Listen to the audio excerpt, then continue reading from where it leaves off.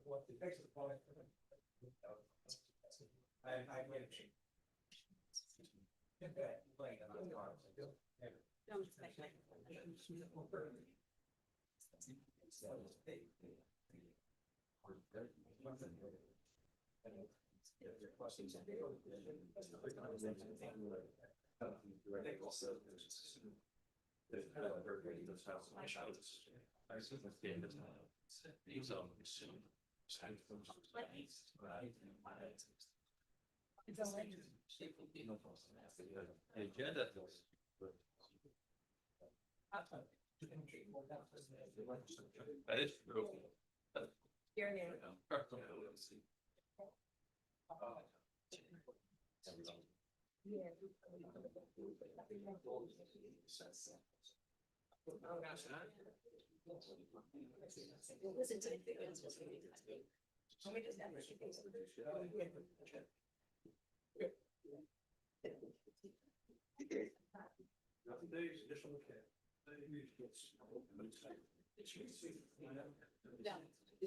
Oh, I'm saying that out loud.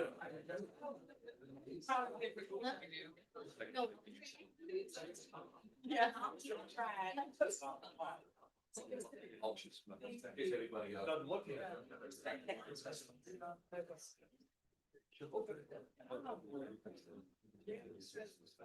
well, right, yeah, right.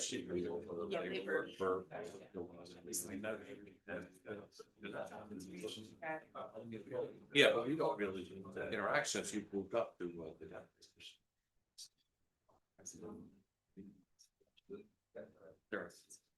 Good morning, everybody. We'll convene the executive and legislative nominations public hearing. If we can just stand at ease for a moment.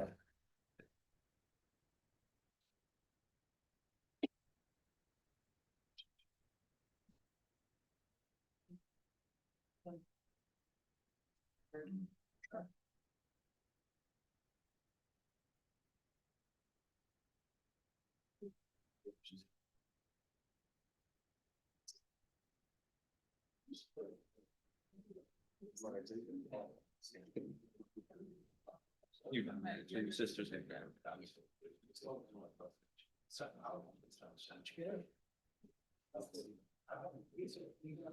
yeah.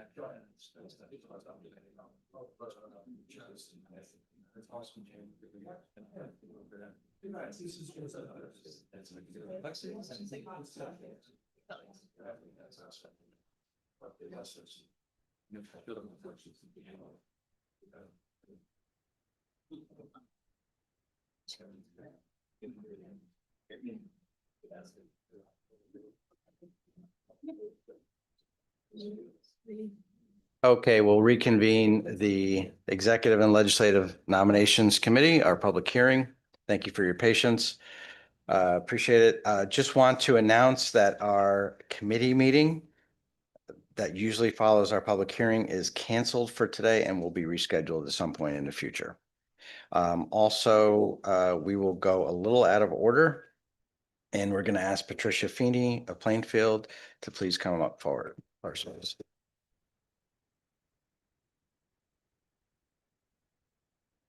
Hi, good morning. Good Would you raise your right hand, please? Would you promise to swear or affirm to tell the truth, whole truth, and nothing but the truth? Thank you. If you have an opening statement, feel free to read it, please.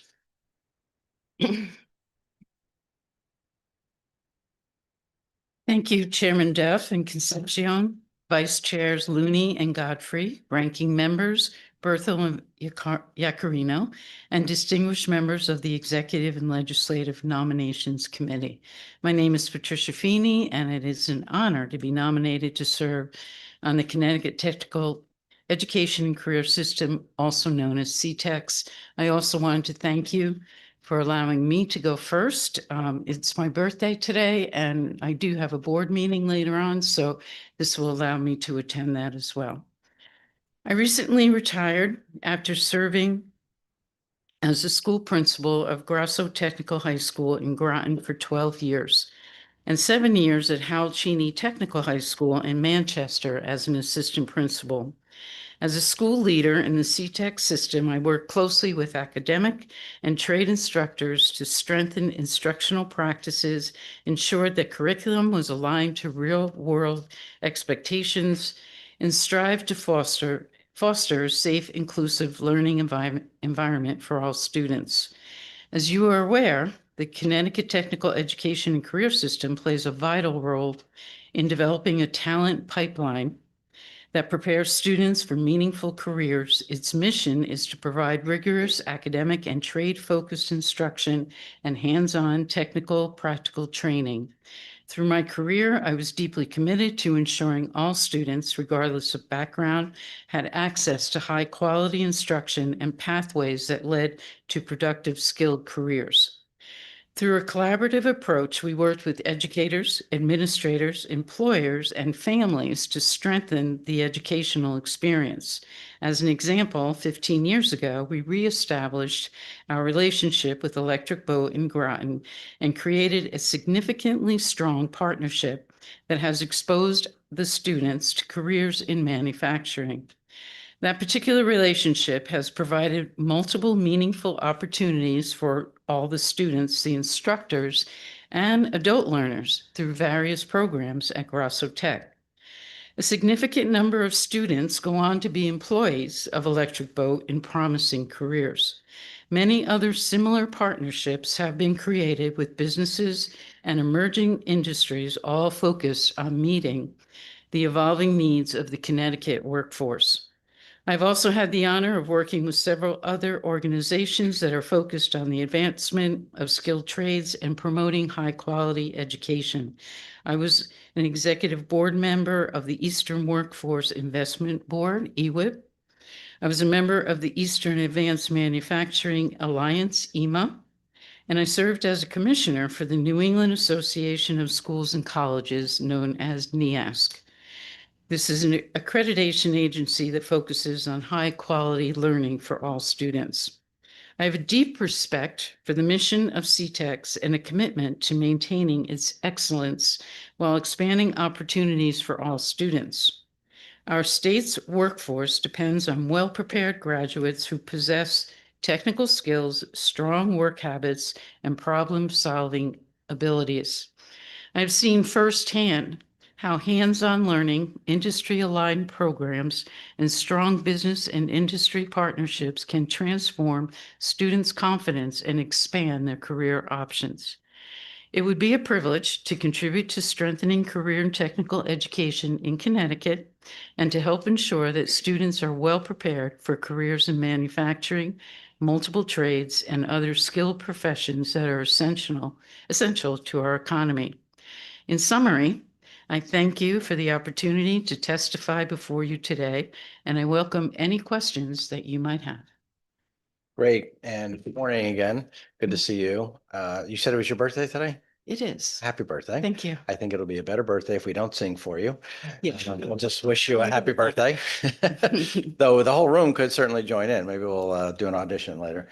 So appreciate and glad to get you hopefully in and out of here in a timely way. A question I had is just basically with being a member of the board, it seems like the technical schools have gone through some things the last few years. And we were hoping to have a little bit more of a system that is quiet, does its job, no controversy, and meets the needs of students today and tomorrow. Mhm. How would you suggest that that's moving along these days? Well, I retired about 1.5 years ago. but I have kept in touch and I have attended quite a few of the board meetings, and I'm also on the Business and Industry Committee for the board as well. I understand what you're saying, and I know what you're referring to.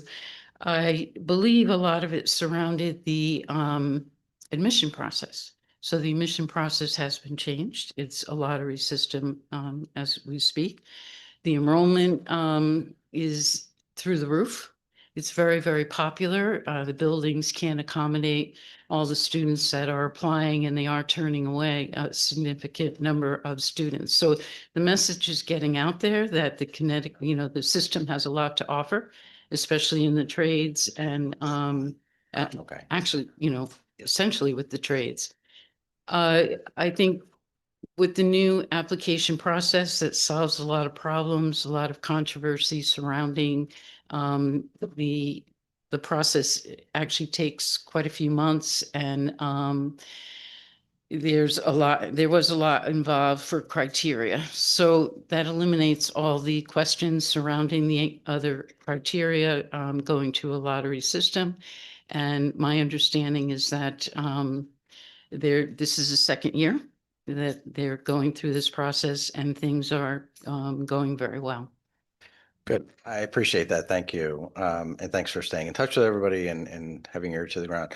Just my last question is, based on kind of what Connecticut's known for advanced manufacturing, but there's also, you talk to folks, and I imagine there may be some other questions about the trades and ensuring that, we can't AI a carpenter. Correct. And we all need plumbers, and we know how expensive they are when we call them. And how are we ensuring that we're meeting the needs for places like Pratt or Sikorsky or some of our folks on the supply chain, and also for some of the trades that we know we need to train as people are retire and move on to something else. I don't think as a state, and probably as a nation, we are doing a good job of replacing one-to-one. There's probably who knows what the number is, but it could be like a 5-to-1 or 10-to-1 that we're replacing, and how we focus on that more. Well, you're absolutely right. Example would be in wastewater, freshwater plants. The average age of employees right now is 60s and 70s. And there's a lot of retirements on the horizon. So meeting those needs are through conversations and those connections and making those connections and partnerships. When I first started with the district, the standard trades, automotive and, maybe electronics and culinary and what have you. And that process has evolved through the years, and it's only because of making those connections. When I first started at Grasso, Electric Boat had been very instrumental in Grasso many, many years ago. And then their employment went down and what have you. And then it started picking up again. And the manufacturing of submarines was needed at that time. They were getting more contracts. So they contacted us, and we established a strong relationship with the school and our leadership at central office, and those meaningful hours-long conversations and being at the table and having them work with us on our curriculum and aligning our curriculum with their expectations. And as well as I do that things change constantly. Another example is in the computer field and IT and what have you. What is being taught now will probably change in the next 2 or 3 years. So having those meaningful conversations, and they have the TTEC advisory boards with each school. And each school is required to meet with business and industry partners and to expand their committees every year. And that whole process has been tightened through the years. And there's many, many various people, very diverse group. And that's where those meaningful conversations are happening. And they're coming into the schools, they're meeting with the students, open house, they're present for when the parents are coming in. That's a big component, getting the parents on board and letting them know what the needed, what's needed out there for the trades and for the state and for the nation. And communication, it's all about communication and not working in isolation. We used to call it silos. The schools were working, particularly on their own.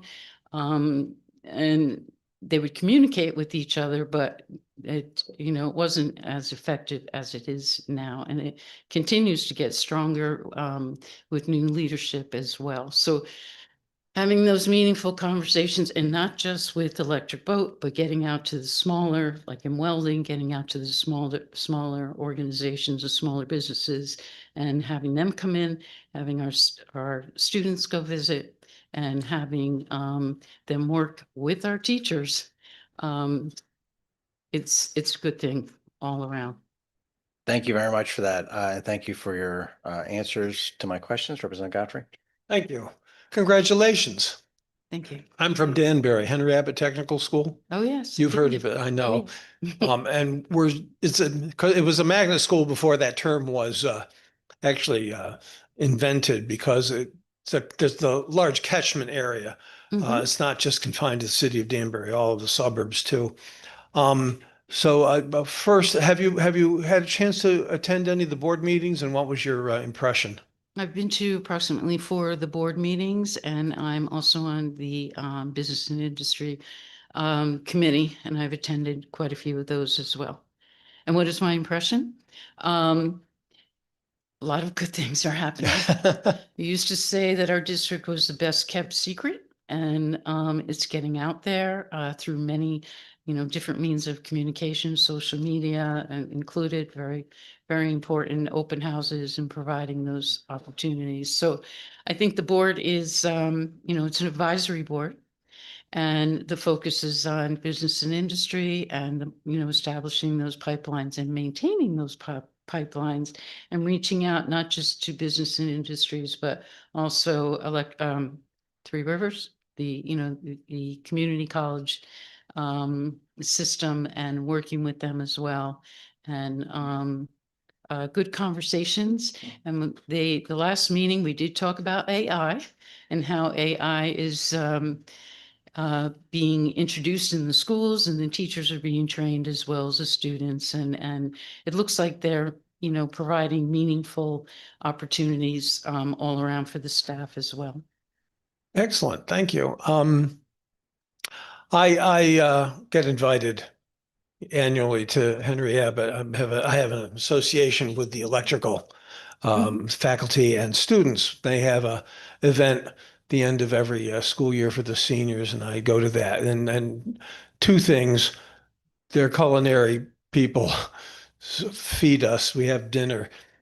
Boy, those kids know how to cook. They're awesome, right? It is awesome. But when I'm talking to the electrical students, every one of them has a job waiting for them. Now, Henry Abbott also has a group of electricians who provide guidance and suggestions. And I'm most impressed in all of the different curricula that Henry Abbott offers, how closely aligned the school is with the job market and with potential employers. And the nice thing about the vocational schools, these aren't jobs that can be shipped, to China and India and stuff like that. You're cooking here, you're carpentering here, you're electricing here. And I think it would be interesting. How do we convince students that you don't necessarily have to go to college to have a good life, to have a real vocation? This is a career, not a job. How do we do that? You have any thoughts? Sure. What you just mentioned is, and I didn't talk about this yet, is work-based learning, and the opportunities for students to actually go out their junior and senior year and to work. Most of them are paid positions, if not their internship positions. So trying to establish those relationships with business and industry in your area, and then working out logistic things like transportation. A lot of our students don't have cars and things like that. But at the school level, on the district level, those are things that can be worked out. And getting the students out and exposing them to what's out there. But also, in addition to that, there's been a big push on getting them out and visiting these industries and, smaller, maybe an electrical company in the area and what have you. And getting the students to see what's out there and what the opportunities are when they graduate. A lot of our students, like you said, they have a position waiting for them when they leave. And then also having those business and industry people, even in the small agencies, talking to the teachers so that the teachers know they're just not talking to the consultants in main office and what have you, but they're actually getting, doing the groundwork with the people that are with these kids 24/7 and, getting the information out there. So a lot of there are opportunities to go to college. For instance, you can go to Electric Boat Engineering, they'll send you to UConn, as you're working, they'll pay for your education as well. So there are many opportunities like that, but the smaller opportunities, it's all about exposure and actually educating the students and letting them see firsthand what's out there. That internship kind of Mhm. program, it certainly helps with the skill set, but also becoming familiar with a workplace. Mhm. Each has its own culture. Understanding that, I think, is a big plus in the education of the students that are graduating, and having those jobs waiting for them. I was talking to one of the electrical contractors, and he goes, "Yep, we love these kids. They're on top of the technology changes. They know about solar. They know about the ways that we heat water for a household. We're looking forward to the geothermal advancements that are coming, and that's just so great. So, congratulations! Thank you." Thank you. Thank you. Representative Yakarino. Thank you, Mr. Chair, and good morning and happy birthday, Thank you. Ms. Feeney.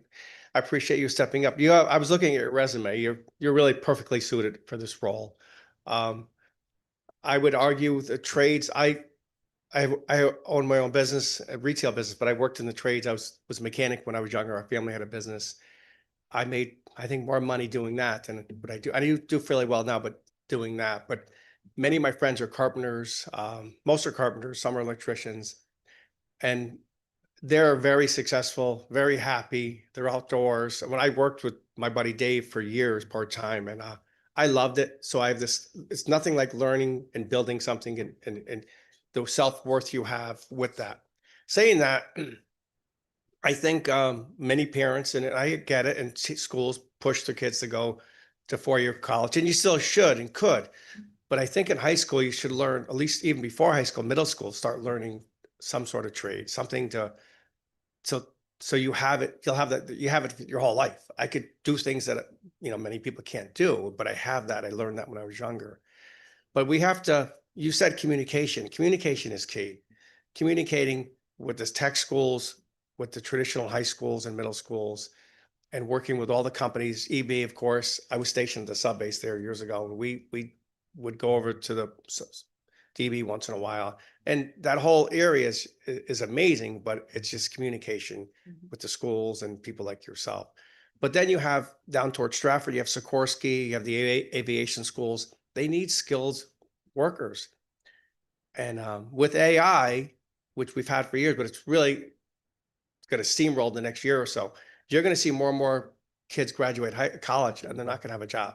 I don't think they're going to have a job right away. And that's why it's vitally important for this country to start looking at people building things and making things.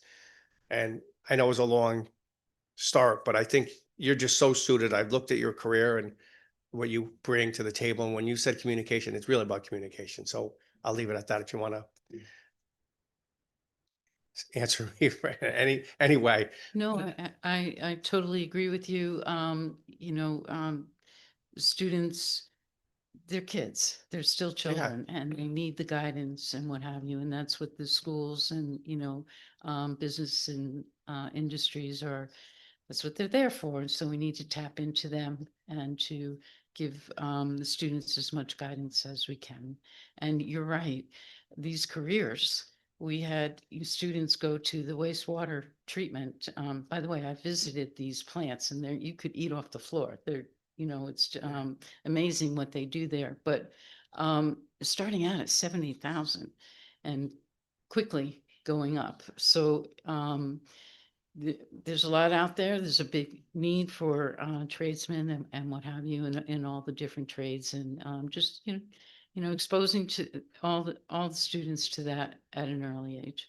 What would you say we need to do better at our traditional middle schools and high schools to emphasize the need, still to have the academics, of course, but have the need to learn a trade, learn a skill? I personally think it's vitally important. And I think we say we want to do it, but we really never go all in. And I really think we need to go all in. That's just because you're getting both. You're getting academics and you're getting a skill. Yeah, I do too. I taught at middle school at one time and having those opportunities, bless you, for the students. A lot of times budget cuts, that's the first thing that goes.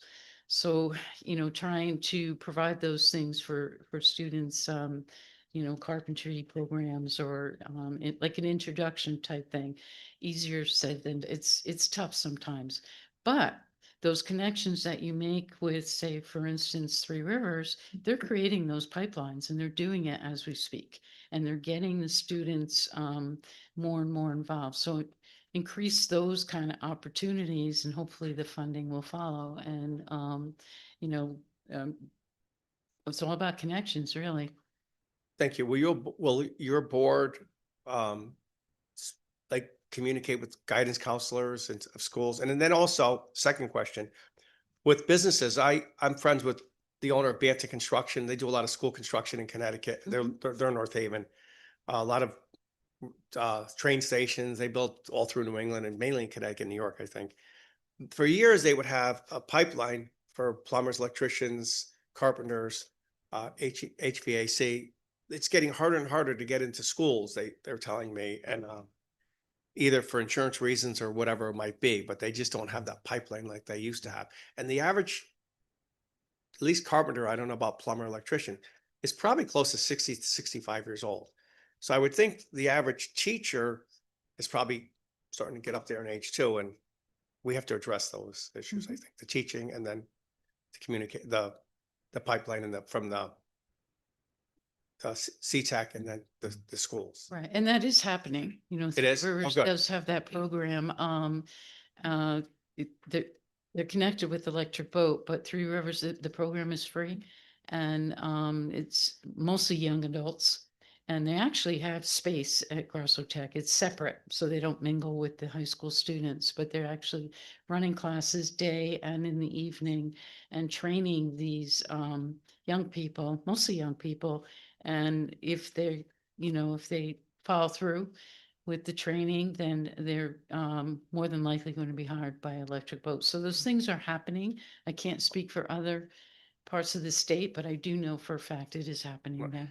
Thank you, Mr. Chair. One last question. Could you envision more traditional technical schools than we have today? I think we're going to need them.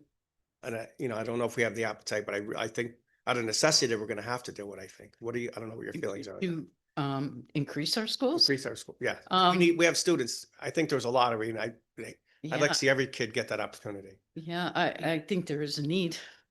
Definitely. I mean, you have 4,000 students or 4,500 students right now that applied and could not get in for this next coming school year. So, To me, that's a serious deficit and problem that yeah, that's a lot. nobody should be turned down because Right. you're not turned down to go to a traditional school.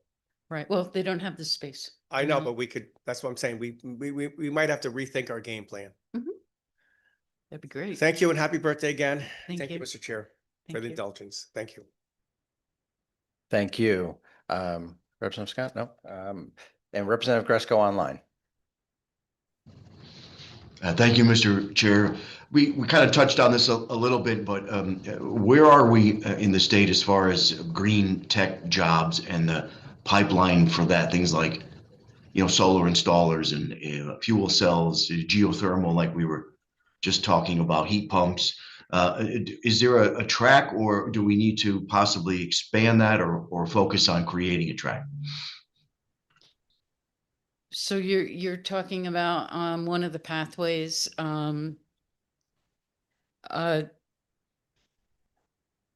As I said before, things are evolving very quickly, and I do know that the district has their, their hands on the latest technology and what have you. So at this point, I don't have the exact answer for you. With that, I'm sure the leadership at CTEX would be able to answer that better, but I do know that they're always in search of what is needed for the community and for the state and for the nation. And if a particular trade is not needed, those decisions are made, they're phased out, and the new trades are phased in. So I would imagine from what you said that that's being looked at. I don't have a definite answer for you on that specific area. Well, thank you. And I know that, for example, in Bridgeport, the workplace is on the verge of creating a pipeline like that. And I would just encourage them and you to touch base with the technical education career system. So thank you, Mr. Chair. Thank you. Any other questions from members of the committee? Seeing none, we have one last question we ask everybody. Is there anything in your past that might prove to be embarrassing to the governor, this legislature, this committee, or anybody in the universe? No. All right. Thank you very much. Have a good Thank day. you. We're going to be moving on. Going to skip around a little bit too and have Sonia Worrell Asari of Windsor come on to be a member of the State Elections Enforcement Commission. She's remote and we're just waiting for the technology to work. Sonia, there? Good morning. Seem to have an echo. Just mute your computer. Thank you. I love technology. Can you hear me okay? Yes, now we can. I'm sorry, can you hear me okay?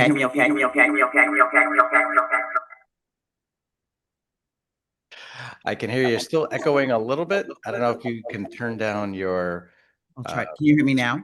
there we go. Yeah, Okay, there we go. Thank you. for me anyways, when the speaker's on. Okay, could you just raise your right hand so we can see your hand and just promise, firm, swear to tell the truth, the whole truth and nothing but the truth? I do. Okay, thank you. We got it. All right. If you have an opening statement, feel free to make it. And we want to get you up earlier because we know you've been here a couple times and wanted to make sure that we didn't hold you up. Thank you. Absolutely. Thank you so much for the time to be here again. Thank you, Chairman Duff and Concepcius, Vice Chairs Looney and Godfrey, Ranking Members Yorsino and Bethro. I hope I said the names appropriately. And distinguished members of the Executive Nomination Committee. My name is Sonia Joyce Worrell Asari. I am honored to be nominated to serve on the State Elections Enforcement Commission, hereinafter I refer to SEEK. I'm an attorney, compliance officer, adjunct professor, wife, and mother. I have served in several legal and leadership roles in the state of Connecticut. In addition, I have been an adjunct professor at Capital Community College, Central Connecticut State University, and University of Hartford, teaching micro and macroeconomics, as well as business law, and most recently, sports law. In 2022, I joined Blue Cross Blue Shield of Rhode Island as the Chief Compliance Officer. In my role, I lead the corporate compliance, government programs compliance team, and commercial accreditation team. Prior to joining Blue Cross Blue Shield of Rhode Island, I served as the Regional Director of Integrity and Compliance for Trinity Health of New England, where I was responsible for conducting investigations, audits, and drafting policies and procedures. I also work closely with diversity and inclusion in conducting and training investigations. I have held several legal and director level roles for the state of Connecticut during my tenure. My roles with the state of Connecticut included serving as the Director of Office of Legal Counsel, Regulation Administrative Hearings for Department of Social Services, Legal Counsel and Executive Director for the Connecticut Secretary of State's Office, and regulating the Connecticut Board of Accountancy. I also was legal counsel for the House Representative and Division Director, House Representative and a Division Director for the Business Recording Division for the Secretary of State's Office as well. I worked for Travelers Insurance and Deloitte LLP in regulatory and risk management roles as well in my career. In 2006, I graduated from Syracuse College of Law with a certificate of business law and a master's in economics from Syracuse University Maxwell School and Public Administration. While at Syracuse University, I was a member of the Moot Court Honor Society and the Black Law Student Association. In 2021, I completed my master's in business administration with a certificate in healthcare compliance from Quinnipiac University, and I attained my bachelor's in economics from Spelman College. I hold my Black Belt Six Sigma designation in process management, and in 2022, I received a certificate for diversity, equity, and inclusion from Cornell University. I also hold both a healthcare compliance certificate and healthcare privacy certificate from the Healthcare Compliance Association. I was the recipient of several leadership roles during my tenure during the state of Connecticut, including being the member of the Governor Malloy's Aspiring Leaders Program. And I was honored for my fundraising endeavors for United Way through the Sherby Worthen Volunteer Award from 2013 to 2014. And in 2017, I was a recipient of Harvard Business Journal's 40 Under 40. And I currently serve as the chairman of the Town of Windsor State Ethics Committee. I am a member of the Greater Hartford chapter of the Links Incorporated and the Greater Hartford chapter of Jack and Jill of America. I'm a strong advocate for voter rights issues, previously serving as Assistant Register of Voters for the town of Manchester. And I've coordinated several statewide volunteer registration campaigns at the local colleges. And I recently was awarded a 100 Women of Color Award. I'm a resident of Windsor, Connecticut, and my husband, Daniel Sari, and my children, Daniel and Nyla. I enjoy volunteering, fundraising, mentoring, vacationing, and spending time with my family. And I'm most certainly grateful for this opportunity to be before you today and to provide testimony in support of my nomination to the seat board. And I welcome any questions you may have for me at this time. Great. Thank you very much. And thanks for being here. And I just wanted to mention, I know this is not the first time you've been here for this seat, and the lack of action had nothing to do with you or your qualifications. So I just want to put that on the record because you were obviously very well qualified and would do a good job as a member of the State Elections Enforcement Commission. Thank you. No problem. I wanted to just ask you, because we did pass a comprehensive law last session, and wanted to get any thoughts or feedback you might have on that bill that we passed last year. Well, I definitely appreciate it. I think this year we've seen a lot of improvements from the board and the way that we're handling cases. We've worked through a huge backlog, including with our audits. And I think that's been the support from both the legislator and from our new executive director. And our interim executive director at the time did a Herculean task of moving us forward as an organization. So I think the two combination, along with the support we've had, has been instrumental. Great, thank you. And we know that there's definitely going to be implementation of that, especially this year, since it is an election year, and whether people are incumbents or challengers, and dealing with those new rules. I don't have any other questions, because I think we've asked the questions multiple times so far. And again, you're very well qualified for the position. Representative Godfrey. Thank you, and congratulations. You have a sterling resume. I'm so glad of all the jobs that you've held that make you very, very qualified. You mentioned the backlog, and I just want to kind of ask a question regarding that. Certainly down my way in Danbury, I know there's at least one investigation that's over 2 years old. It's about 2 years old now. How is the backlog being taken care of? Is it because you don't have enough staff? Is it because of the complexity of some of the cases, whether or not they have to be referred to the state's attorneys because there may be criminal behavior involved? What's your experience as how SEEK has dealt with this backlog? That's a good question. And I apologize. I realize I'm still having a background and I don't quite figure out why that's occurring. So the echo, I apologize for that. I would say that the combination of work that the commissioners have done in collaboration with the interim executive leader and the now executive leader for SEEK has been instrumental in identifying cases from a priority standpoint as related to the type of issues that have been raised, the risk. And we also have developed some process, a way to administratively address cases that have maybe less risk involved. Most certainly, we would refer those to the Chief State's Attorney Office. We also have prioritized by the time in which the cases come in. I think it's extremely important that the attorneys have the opportunity to do a thorough investigation while staying within the confines of our limitations around ensuring that the investigations are completed timely. And I would hope that any of those matters that are older in nature are coming before us, which I have seen that since I have my tenure there.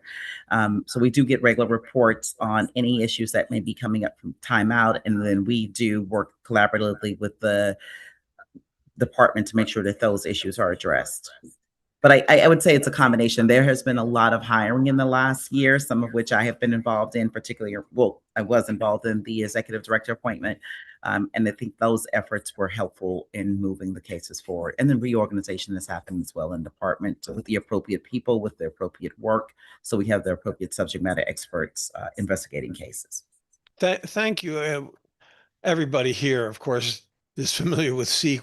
We've all had dealings with it in our various campaigns over various years, but I'm certainly continue to be concerned about the backlog. If there's something that we need to do, I'm happy to hear that you've been hiring caseworkers because I think it's important to both to the sustainability of the program and certainly the public perception that you can't get away with violating the whole process, which is pretty simple when it comes to someone who like me, who's running for election. So thank you for your work, and I do hope that the commission keeps focusing on dealing with the backlog. Thank you. Thank you. And I believe Ryan, our new executive director, Burns, will be able to provide additional updates on how we've moved the backlog. So I think that's important. And most certainly, anytime anyone's welcome to join our public meetings, and you'll be able to see the status of those. That's good to know. Thank you very much. Congratulations again. Thank you. Representative Yacarino. Thank you, Mr. Chair, and thank you for being here. It seems like you were just here last year. Were you? Yeah, thank you. You were. How you doing? Great, thank you. I know I voted for you last year. I don't have many questions. I know you have an important role, and I like that it's really bipartisan, which it should be. But with the AI, emerging even greater and greater, which has been around for longer than people realize, but it's even emerging at a greater level now. Do you foresee any potential issues or safeguards for for SEEK? For fake images or whatever it might be, verbal or audio or images. Yeah, I think that's something our legislative team working with, I'm sorry, I'm trying to address the echo issue. Working with our legislative team will most certainly be considering this year and future years. There's a lot of progress happening in AI in all industries, and trying to stay ahead of it is difficult. And most certainly there are some opportunities there to explore risk from an election perspective. So I think that I'm confident in the team that they'll be able to, come up with legislation and safeguards in place to support that work. Thank you. Are there many violations per cycle? And I mean, I'm fortunate. I'm running again, and I've been fortunate. I don't think I've ever had any, but are there many violations? open-ended question, but I'm just curious. You mean new matters that are coming to our attention? No, Clarify question. through a cycle. I mean, you have a lot of candidates running, and is it a heavy workload? That's what I'm asking you. Oh, I believe that the team does a good job in managing the workload that comes in. There, of course, you can't predict how many cases will come to the attention of the commission. I most certainly would say around election season and post-election, you get an uptick of cases. Since I've been on the commission, I've seen that. And most certainly during the auditing period, there's a lot of work that's happening, but I don't really have a point of reference to compare it to since I've been there, but most certainly there is a steady workflow that's coming in for cases and complaints that are coming to the Seats Commission attention. Well, I appreciate your time. I think it's worked well and for many years. Hopefully continues to work well, or a lot is up to the candidates and actually doing the right thing. But I appreciate everything you do, and I appreciate your time, Mr. Chair. Thank you. Thank you. Thank you, Representative Senator Looney.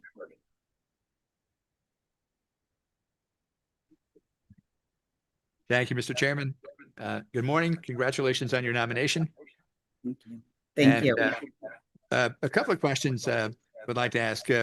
First of all, one of our concerns over the years has been, again, the amount of time it has taken to make a decision on whether a referral to the chief state's attorney in a given case is necessary or required. Your thoughts on that process? I know we have adopted some legislation recently in that regard, but it seemed to me that in many cases that really the time sometimes for the referral, so much time has passed that sometimes it may seem to be more difficult for the state's attorney to make the case, given the amount of time that has passed before the referral. But your thoughts on that? I definitely say there have been a lot of process improvements since I've been on the commission. And I would hope that the reporting that we're able to share in the coming months will be able to demonstrate that the process improvements and it would just say will definitely yield better results as far as timing and getting those cases over to the chief state's attorney's office. Again, I can't speak to the process before I joined, but I most certainly believe from the reporting that I have seen in the last year or two that our numbers are demonstrating a more effective process. So hopefully that would be the case in the reports that you'll see at the end of this year. Good. Thank you. Also, it seems to me that as we know, just to an analogy to the criminal justice system, prosecutors routinely use their discretion in dismissing certain cases that they think are marginal, not worthy of time and attention. But it seemed to me that SEEK has not used that discretion in the past in terms of docketing everything, even the most minor kinds of violations. And this has got to bog things down a lot and leave less time to consider the major things. So shouldn't there be more triage going on in the office to distinguish major from minor violations and to be able to get rid of the less serious ones quickly without as much process? I completely agree. And that's one of the process improvements that's happened in the last 2 years. Good, because that really is a problem or it has been a problem. And I think that's been a sort of a lack of judgment in terms of what is or is not a serious violation to be pursued when everything is treated the same upon intake.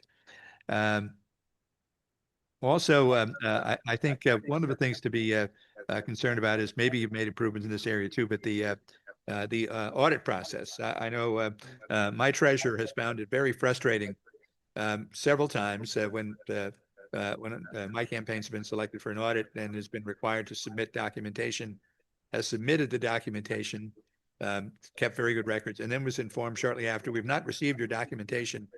Please send it. Contacting them, said, oh, we don't have any record of receiving it. Well, it had been sent, so then it had to be sent again. And this happened a couple of times in a row where the campaign was selected for an audit, and that just seems to me a degree of ineptitude there. I hope that's been addressed.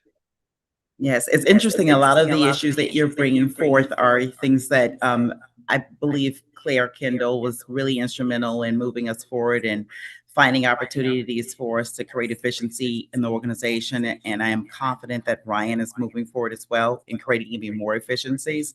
So I would hope that this year you will see some enhancements that were put in place in the last 2 years, including, as I said, working through the backlog, improving the audit process, hiring, making sure that we have desk side procedures that create more efficiencies as well across the board for both case investigations and audit. So I definitely echo your sentiments, and I believe that you will see some improvements in this year.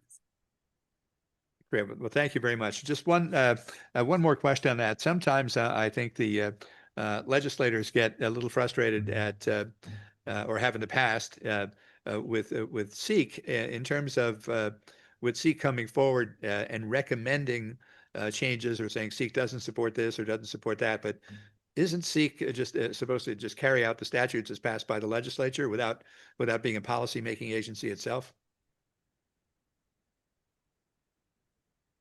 That's a good question. I would say that we do have legislative making authority by our enabling statutes. So most certainly where that's necessary based on the cases that we see or the enforcement matters that are coming to our attention from either the audit perspective or voter issues, it would be important that we lean on that enabling statute to allow us to make legislation, to make our work more efficient. And also to provide the education and information that the individuals need. But of course, that work would be hand in hand in collaboration with the legislators. Good, good. Well, thank you very much and congratulations on your nomination. Thank you. Any other questions? I don't see any hands up online either.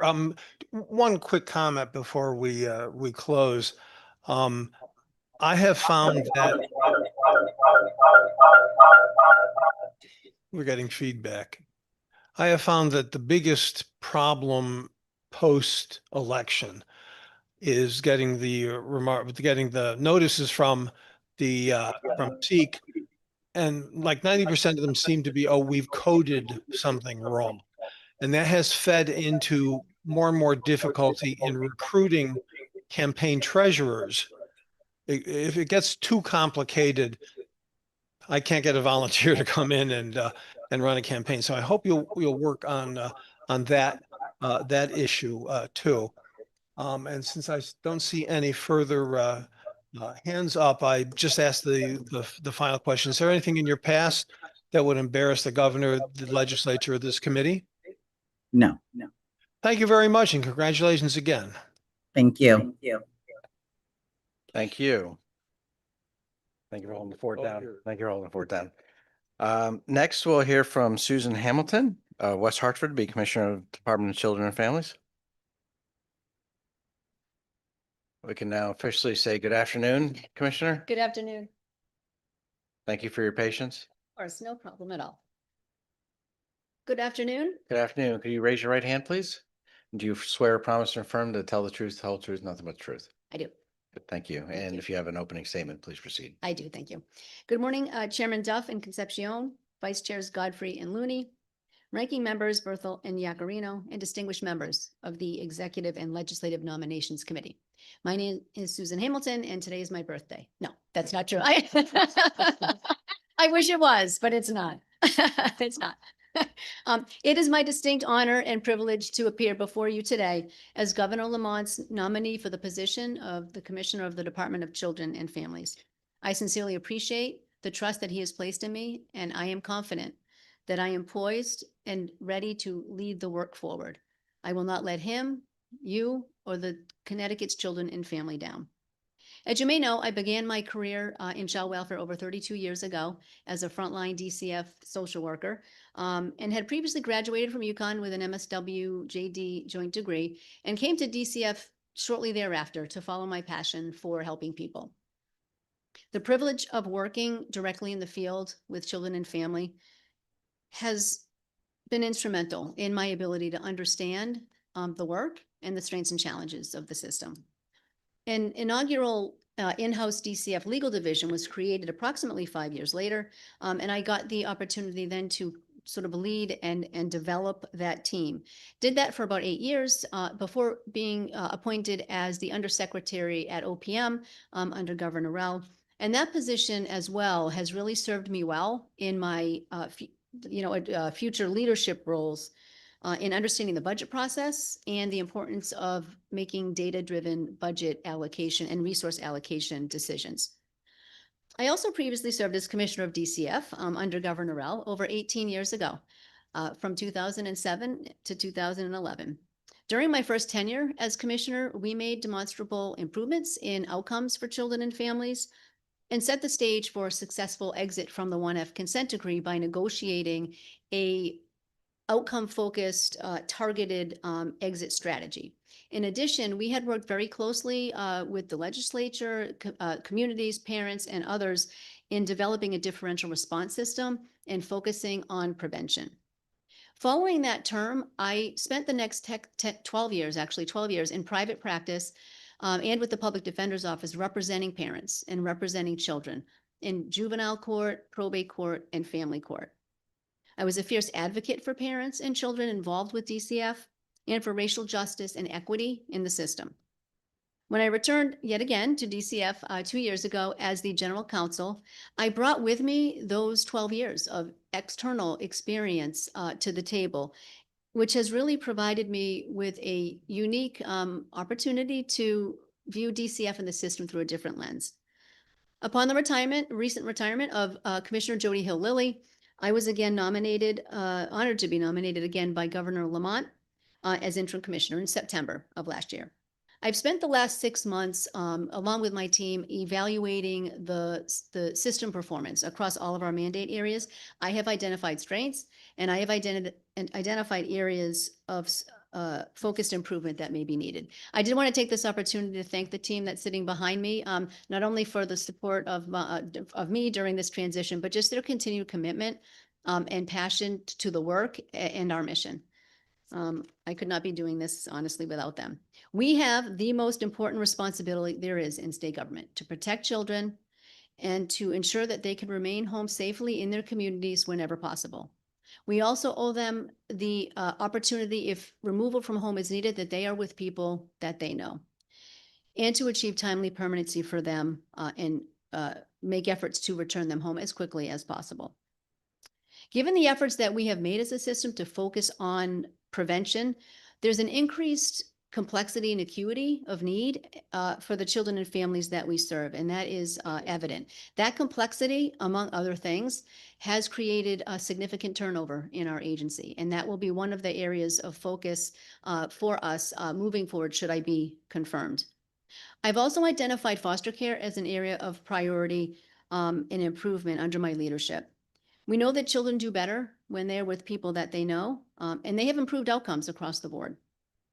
In addition, I will focus on transparency, accountability, and a continuous quality assurance framework that values critical review of our work to inform system change. That framework must recognize that there is always something to learn, regardless of the outcome in a case, strengths and challenges. Last but certainly not least, I will focus on strategic enhancements to our behavioral health service continuum to better meet the increasingly complex needs of that population in the least restrictive setting possible. In closing, I'd just like to share a few statements that reflect who I am as a person and a leader. I am most proud of my young adult daughters who are smart, compassionate, and committed to helping people. One is a public defender who was sitting behind me and made sure that I had breakfast today. we changed roles. And my other daughter, who is a clinical psychologist who works with children with complex behavioral health needs. Being their mother is my greatest honor. I value and see strengths in all people, and I fight for the underdog. I believe respect is earned and that leadership is not defined by a title. I practice what I preach, and I hold myself accountable for the things that I say and do. I seek and appreciate input from others and try to be a good listener. I embrace and prioritize partnership and collaboration. I'm true to my word, and I place honesty, integrity, and humility above all else. I thank you for the opportunity to appear before you today, and I am happy to answer any questions you may have. Great. Thank you, Commissioner, very much for your testimony. Appreciate it. I also just want to mention for the record that we have Senator CeCe Mar here in her ex officio capacity as Chair of the Children's Committee, who will likely be asking questions as well. Happy to see her. Thank you. I'm going to have a number of questions for you. I may ask a few and then come back, but just, I know your testimony is obviously very comprehensive and is appreciated. Though I think it's fair to say that, DCF has had some scrutiny in the past few months. And how are you, outside of what you said in your testimony, which is fine, but how are you addressing some of those concerns? Because we here as legislators, I'll speak for myself, but I think it's probably fair to say that we here as legislators, that there's concerns about the agency, and concerns about the direction and what has transpired the last 6 or 8 months or so. And how would you respond to that? Thank you, Senator Duff, for the question. I think, as always, as not only the agency, but I think in partnership with the legislature and others, always evaluating. This is difficult work. This is very difficult work. And you can have good practice with a bad outcome, and you can have bad practice, no bad outcome.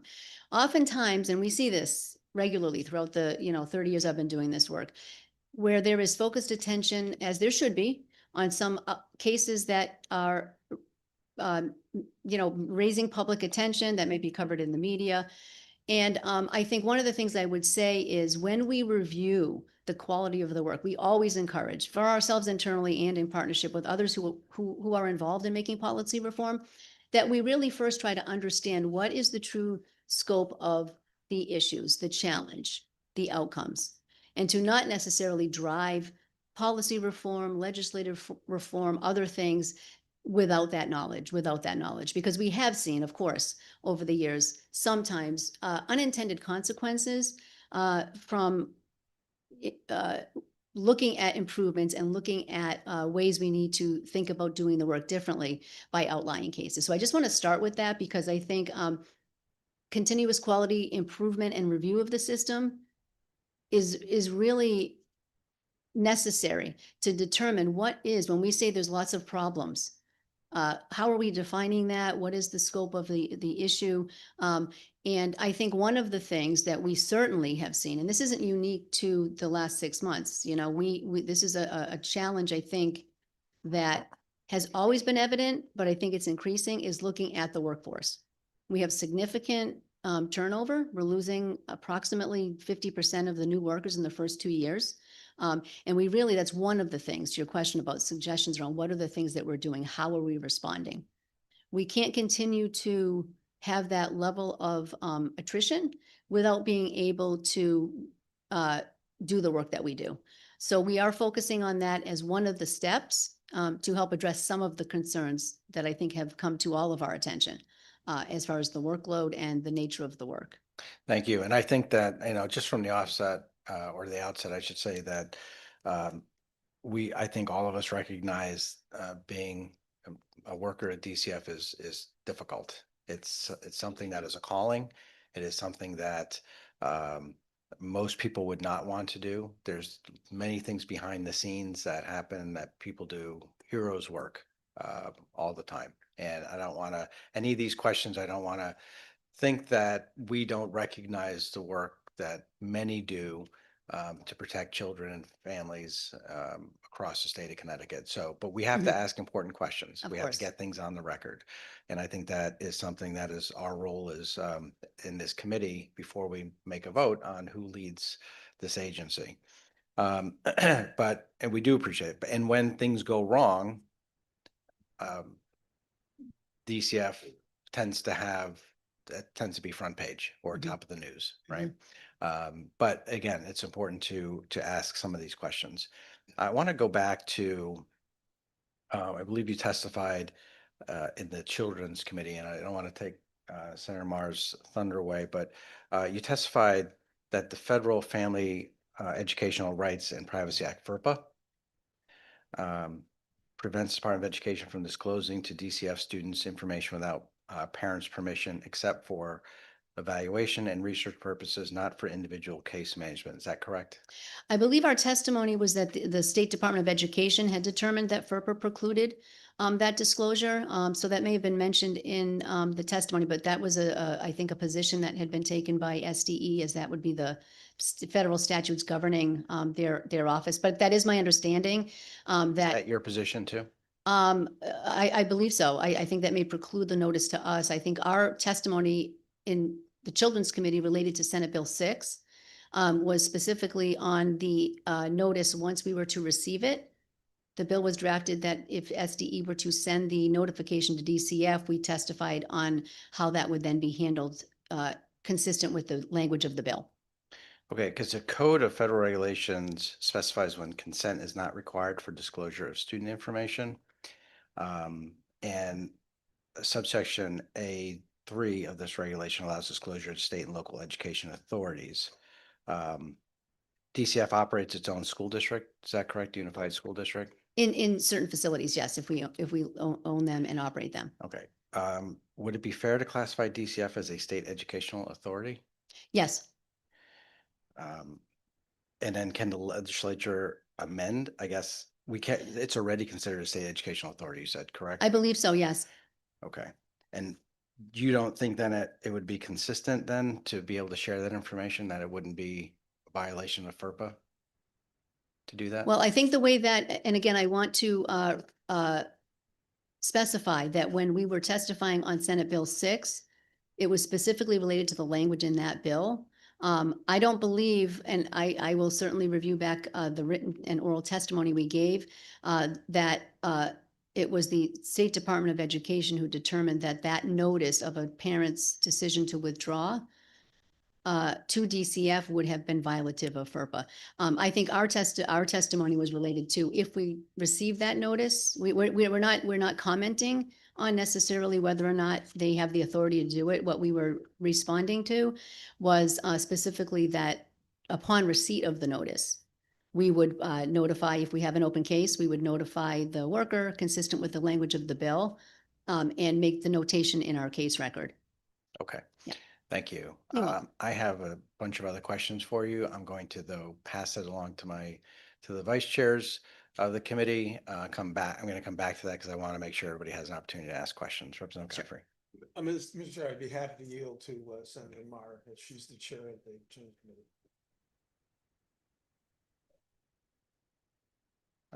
Senator Marr, do you want to go now or do you want to wait a little bit? Happy to do whatever Senator Looney. You gonna be a while or? It's gonna be a while. Okay, so why don't we go to Representative Yakarino and Senator Looney. Thank you, Mr. Chair, and thank you for Ms. Hamilton for being here. And Thank you. you and your whole staff have an extremely tough job. I don't envy you in your position, but I give you all a lot of credit. Saying that, there have been many issues, it's always involving children and sometimes really, bad situations. How do you and your team plan to address these situations? You really have to address them. Yeah, thank you for the question. Again, I think the important component of any systemic review of outcomes, adverse outcomes that may happen on cases that we may have been involved in requires us to really not only do an individual review of the actions that we took in those cases, but also to look at how is that representative of any systemic concern to identify the proper level of response. And I don't know how much detail we will be getting into later today, but certainly there are at least two cases that predated my current role that have received a lot of media attention. And some of those we took great lengths to not only review, but to also make sure that the information that was available to the public was accurate around DCF's role in those matters. But that I think would be the answer to the question, is that the responsibility is to make sure that we're looking not only at cases where there may be an adverse outcome, but also significant reviews we do throughout our system in all cases. 6 months reviews and ACRs that are done on children in care. We do in-home case reviews regularly. We do hundreds of individual case reviews through our continuous quality improvement division. And that's where we learn. That's where we see what are the strengths and what are the challenges. And more importantly, from that, what are the things that we think we need to change, whether it be policy, supervision, training. There are certain things that you do on the heels of those reviews. And that's in addition to, and I think this is certainly, I'm sure, information that is known.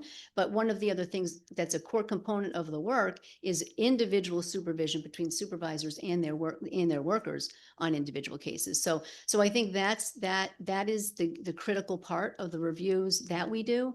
And we use that to inform policy and practice change. I appreciate that, but there's got to be something specific, Mhm. like targeted. Why are these incidents happening? Mhm. Yeah. Is it not Yeah. enough staff? Is it inadequate staff? Inadequate staff? Mhm. Is it, there's a disconnect, and I know you weren't there, but you have a wealth of experience. You did this role at one time. You're a very intelligent woman, and I think you'll do fine. But the fact is, there's got to be something specific now that you have to have. If I know something's wrong, I know what it is. Mhm. So you have to know what it is. Yeah. You have a So, team. so, I mean, and it's difficult. There's some public cases that have been, part of the recent dialogue. And in those cases, and I don't want to go into too much detail, given some of the, pending litigation that's happening in some of those matters. But I will say in both of those cases, or at least in the two, I believe, that are both top of mind to folks, there had been a period of DCF involvement and then an extended period where there was no involvement for several years before the deaths came to our attention. So in there, what we look at is what were the things that we should have done and did do while we were involved. So what we do in those instances is check and review to see, did we have the expected, child client visits? Did we have the expected home visits? Did we do the collateral contact? So when we do that, sometimes you can have, and for the most part, the things that should have been done were done with some exceptions. But then we also look to say from that. So for example, we revised our intake policy on the heels of not only those reviews, but others that we do, to really make sure that it's clear about what the expectations are for not only the supervision on the cases themselves, but also for the contacts that must be made during the period of an investigation. So that's an example of recent change that we have made to address some of the concerns from those cases that folks know are public. The other thing I would say, though, is when we are looking at data and outcomes, it's important. We don't hear externally, we tend to not hear of all the things that have gone well. We kind of hear the outlier cases sometimes where there has been an adverse outcome. Sometimes maybe not due to any necessary, practice concern. Sometimes it is, but sometimes it's not. But I think that's when we're looking at systemic responses, is making sure that we are looking at the, thousands of cases that we serve on any given day. I appreciate that. So I know there's some situations that I try to help with folks in North Haven, and DCF has done a fine job. So I'm going to go back again. So if I'm the commissioner, or if I'm a deputy commissioner, I work for DCF, I don't know how many, you must have thousands and thousands of cases a week or a day. Mhm. Who is in charge of, there's got to be more than one, there's got to be an Yes. umbrella. Yes. Who is overseeing these? And is there a report that's due? I would think Mhm. every week, because you're dealing with kids' lives. Is there, Yeah. well, let's go that way. Great. Perfect. Yes. How does that work? Yeah, so we have a host of reports that we have under our child welfare, child protection division. That's the bulk of the work that's done in our field, through our area offices. And we have many reports that are reviewed not only locally at the local area office level. We have 14 area offices that do the work. We have 3,000 children in care. We are serving 10,000 families at any given time. And there's reports that are reviewed on all of the outcomes that we are expecting, all of the visitation expectations, and all of the case practice requirements, in addition to the separate, it's called an administrative case review every 6 months as well. Through a separate unit. So there are reports, there's supervision, there's oversight through that structure. at the local level. So we have social workers, supervisors, office directors, assistant chiefs over and chiefs over child protection, and then also a deputy commissioner over child protection. So that's sort of the structure and the mechanism for oversight. But I don't want to lose sight of the fact that in addition to that is the separate continuous quality improvement division and team that does, in addition to that, separate review. And that's where we gather our information as to what are some of the themes. And one of the themes, as I mentioned, one of the themes had to do with making sure that we were tightening up the expectations of our intake, our investigation processes. And so that's just by way of example. Similarly, we made recent changes related to how we help to prevent kids from running away. That's another example of recent policy change, and that we do assessments when kids return from episodes where they may be not in their placement as expected, to try to prevent and identify needs that they may have. So when we see the themes is when we then develop, whether it be training, supervision, and policy revision. All right, so what happened then tragically in the cases in the last couple of years, those steps were not taking place. So those they couldn't have been. I would hope if they were, then somebody just ignored it. So we would have to, you know what I'm saying? If people knew that was happening, they would. Well, there had to be a disconnect. That's all I'm saying. Well, Right, and I would hope, and I listen, I think you have a great resume and I think you have a good team, but those things can't happen. You cannot have that disconnect because you're dealing with, and I know nobody wants it, but maybe people are overloaded. Maybe there's too much work. You lose half it seems like you lose quite a bit of your workforce. That just can't happen. I'm sorry. And I don't blame you. I'm not blaming anybody, but something happened and that delta's got to go away. That's all. Yeah, I appreciate, this is what the complexity of the work that we do, because when we have an adverse outcome, a fatality on a case, I wish all adverse outcomes on child protection cases could be prevented. We all do that. We all want that. But when we look at and we need to, and we do look at the case, determine what went wrong, if anything, that would have been able to prevent that outcome. Because we have to remember also, and again, folks who have worked with me over the years know that I am as transparent as one could be, and also open to and frankly prioritize and emphasize the need for exactly what you're saying, is looking critically at the work to see. But what we can't do is automatically assume that because there was these recent cases that hit the media were horrible tragedies. We have to look at the system. What went wrong? And if the DCF involvement, there was something that should have been done there that could have prevented it, of course. But sometimes there's not. And so I guess I just caution to say what we do too, we make sure that when we're looking at the quality of the work, that we are identifying what went wrong and the strengths. So both. So I agree with you. I guess is what I'm saying is I agree with you. And we have responded and changed policies and practices on the heels of some of those tragedies, but also on the heels of other cases that we review where maybe there hasn't been an adverse outcome, but we're not pleased with the quality of the work. And, so both are identified strengths and areas of challenge. I know that's being highlighted, but it's just something that people are really concerned about. And we should be concerned about that. And I know you're concerned about that. I'm just saying that if I'm in charge, I want to report every week. I want to report. I don't care how many hours I have to work. I just want to report. I want to know what's going on. It's just my nature. And seems like that's might be your nature too, which is not a bad thing. It's good and bad. You're going to have questions about homeschooling. There's so many, I don't know why, but I guess it's so prevalent today. A lot of people homeschool, and I don't know if that's right or wrong. But I might have more questions later, but I wish you the best. And I applaud your team. But at the end of the day, I do have one more question. I'm sorry, Mr. Chair. Do you work with like a lot of do you have nonprofits that you do Big Brothers, Big Sisters, churches, synagogues? Yes, we could not do that. Yeah, I'm so sorry. No, you do like background checks and all that, so. Yes, And no, I that's not- appreciate the question, because again, when we talk about the system includes, we couldn't do the work without our providers. We have an excellent Right. pool of contracted providers and community-based providers that help to support families in the work that we do. And those, they really are, they're instrumental to us. And, you know, that's an opportunity to highlight for them as well. And they are also dealing with similar attrition issues and workforce challenges, but they are terrific partners with all of us in the work that we do. Thank you again, and thank you, Mr. Chair, for the indulgence. I might come back, but in essence of time, I'm going to pass. Thank you. Thank you. Senator Looney. Thank you, Mr. Chairman. Good afternoon, Commissioner. Good afternoon. And congratulations on your nomination.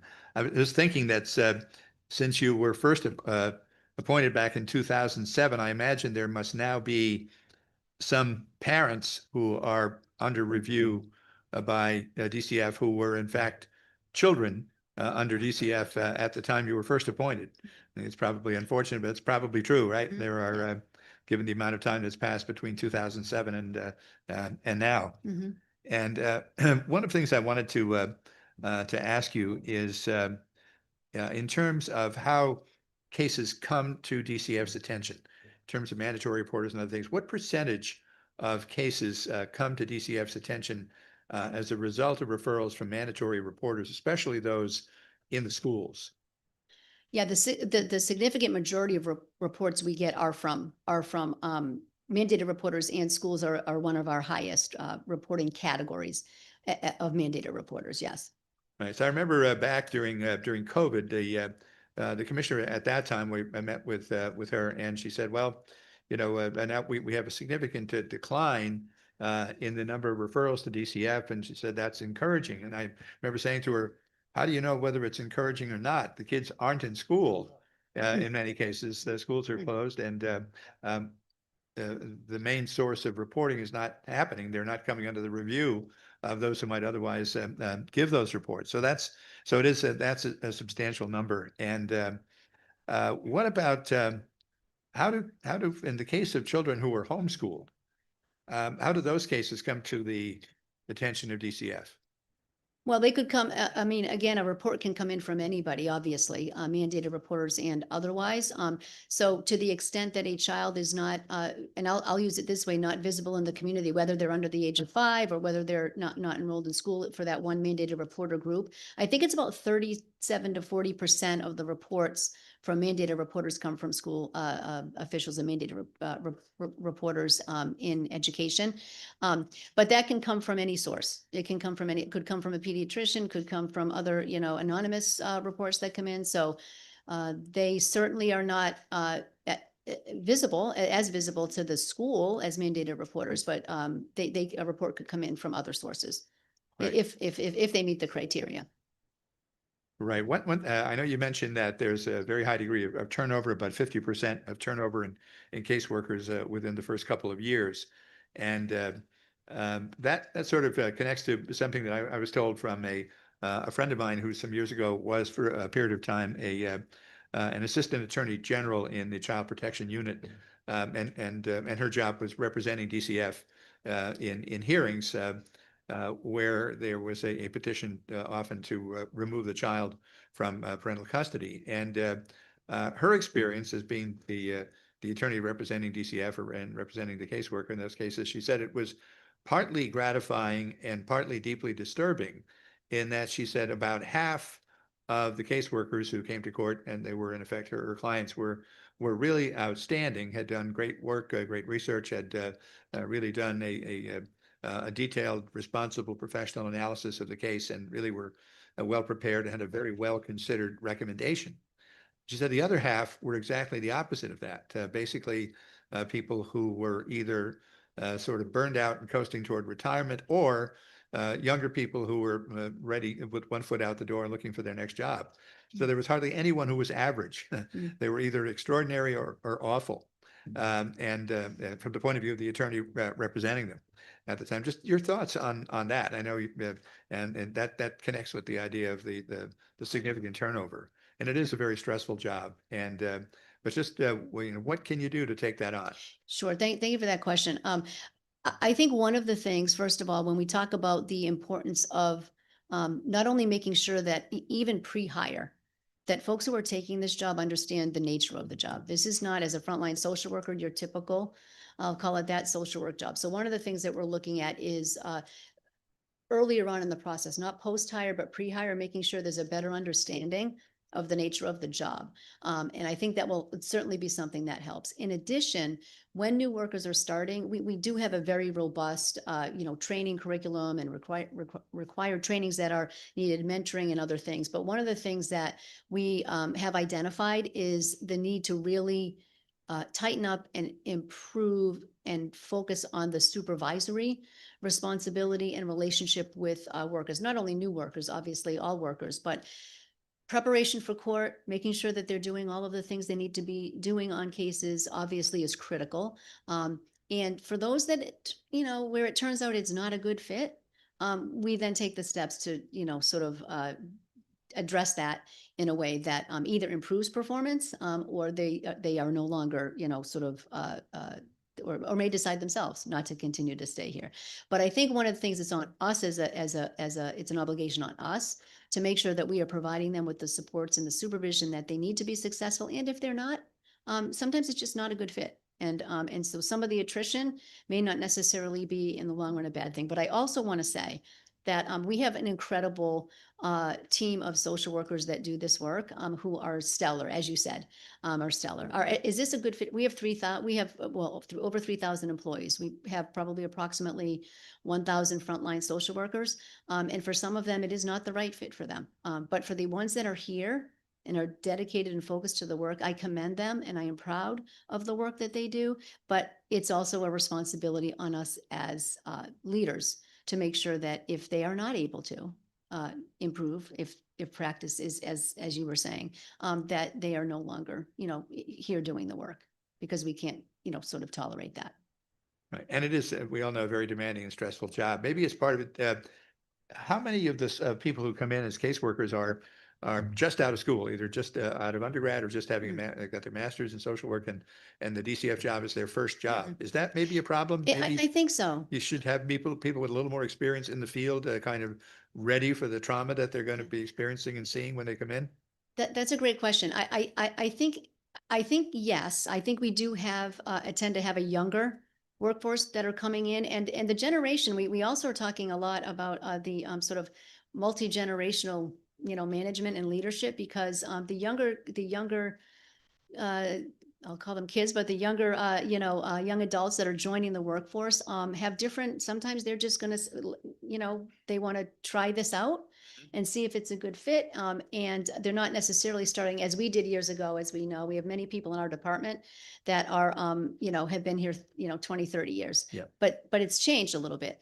I will say this though, I've been pleased with we every other week we have a new group of employees that start some across our department, not all social workers, but we have seen more recently a little bit more experience, people coming in, oftentimes from other agencies that are coming to join the department, people with other experience in our private provider community. I'm really pleased to see that, because they've worked in the system, maybe in a different capacity, but I'm optimistic that the interest in coming here after having some experience in other agencies will be helpful to us in sort of keeping people on board, and sort of maximizing the level of expertise that our workforce has doing the work. So I appreciate that question.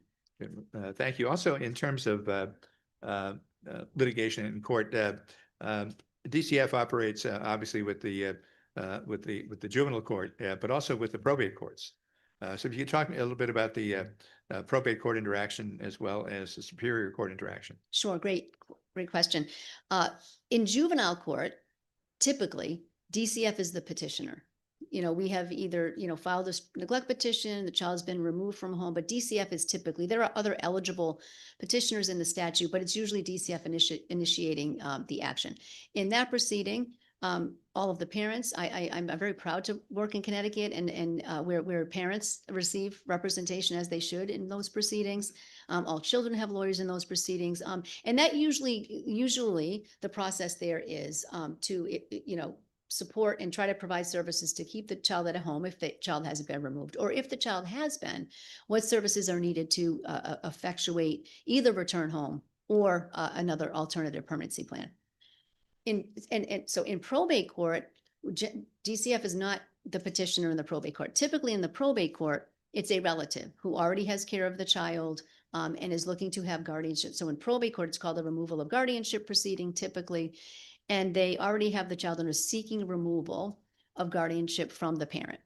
In those cases, we will get, we're not the petitioner, we don't necessarily have an open child protection case, but we will get a referral from the probate court to conduct a study as to whether or not whether or not the court, we would recommend removal of guardianship and whether or not that is in the best interest of the child. So we have a slightly different role in probate court.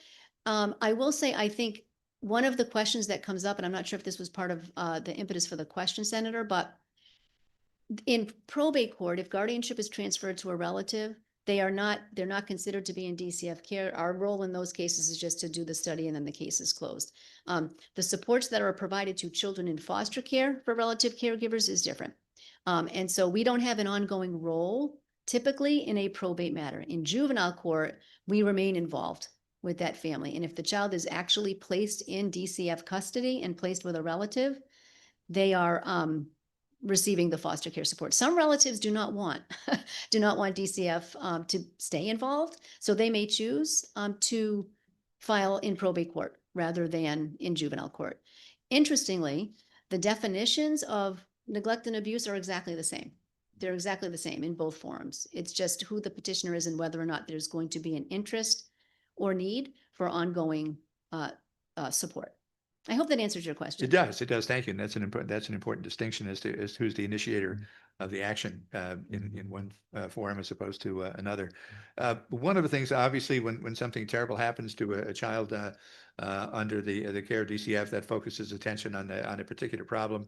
I remember there was a case some years ago of a young child who was in an out-of-state placement and died as a result of abuse there, and that focused attention, particularly at that time, on that particular aspect. And where does that stand now in terms of, are there fewer children in out-of-state placements than had been the case, or what's the trend been, or is that a dramatic change, or has it been relatively stable over the years? If you talk about just the issue of how many children are in out-of-state placements, and obviously that always raises a concern about the degree of monitoring that can go on when a child is outside of the state of Connecticut for their living situation. Sure, thank you.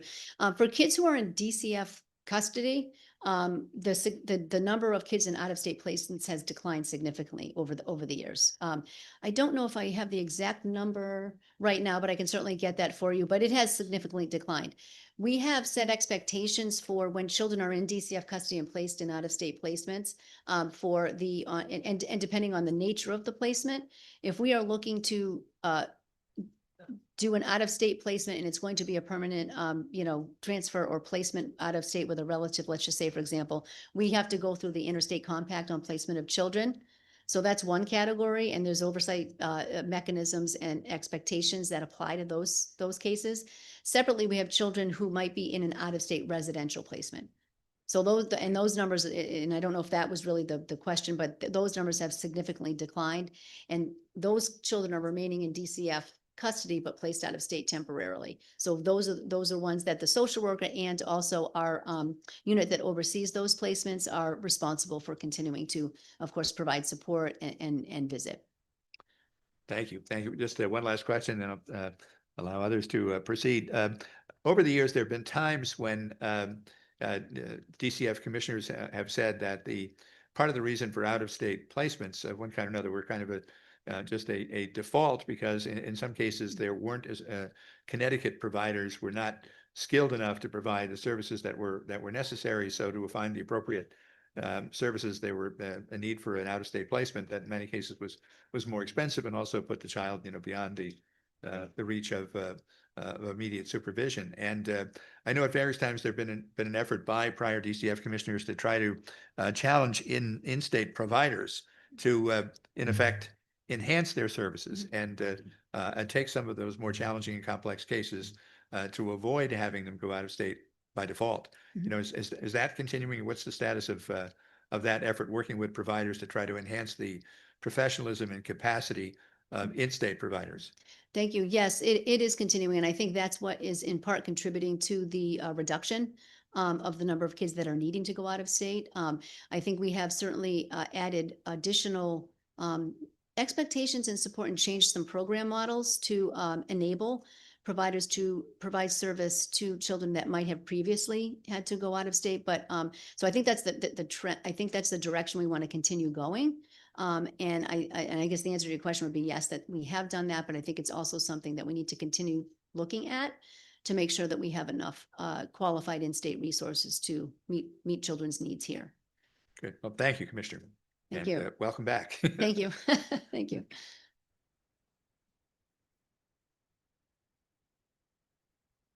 Thank you. Congratulations.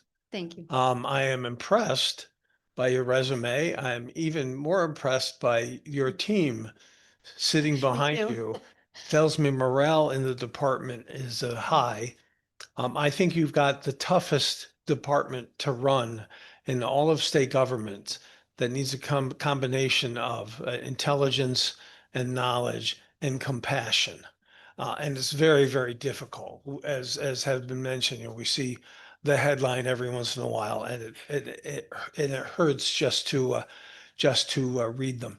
I share Senator Looney's concern about the turnover in the department. You mentioned a lot of it is about people who are new and have kind of decided, no, this isn't for me.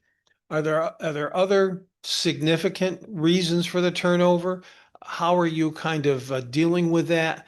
And maybe more importantly, how can we help it, the General Assembly help to help you out with this situation? Thank you, Representative, for your comments and for your question.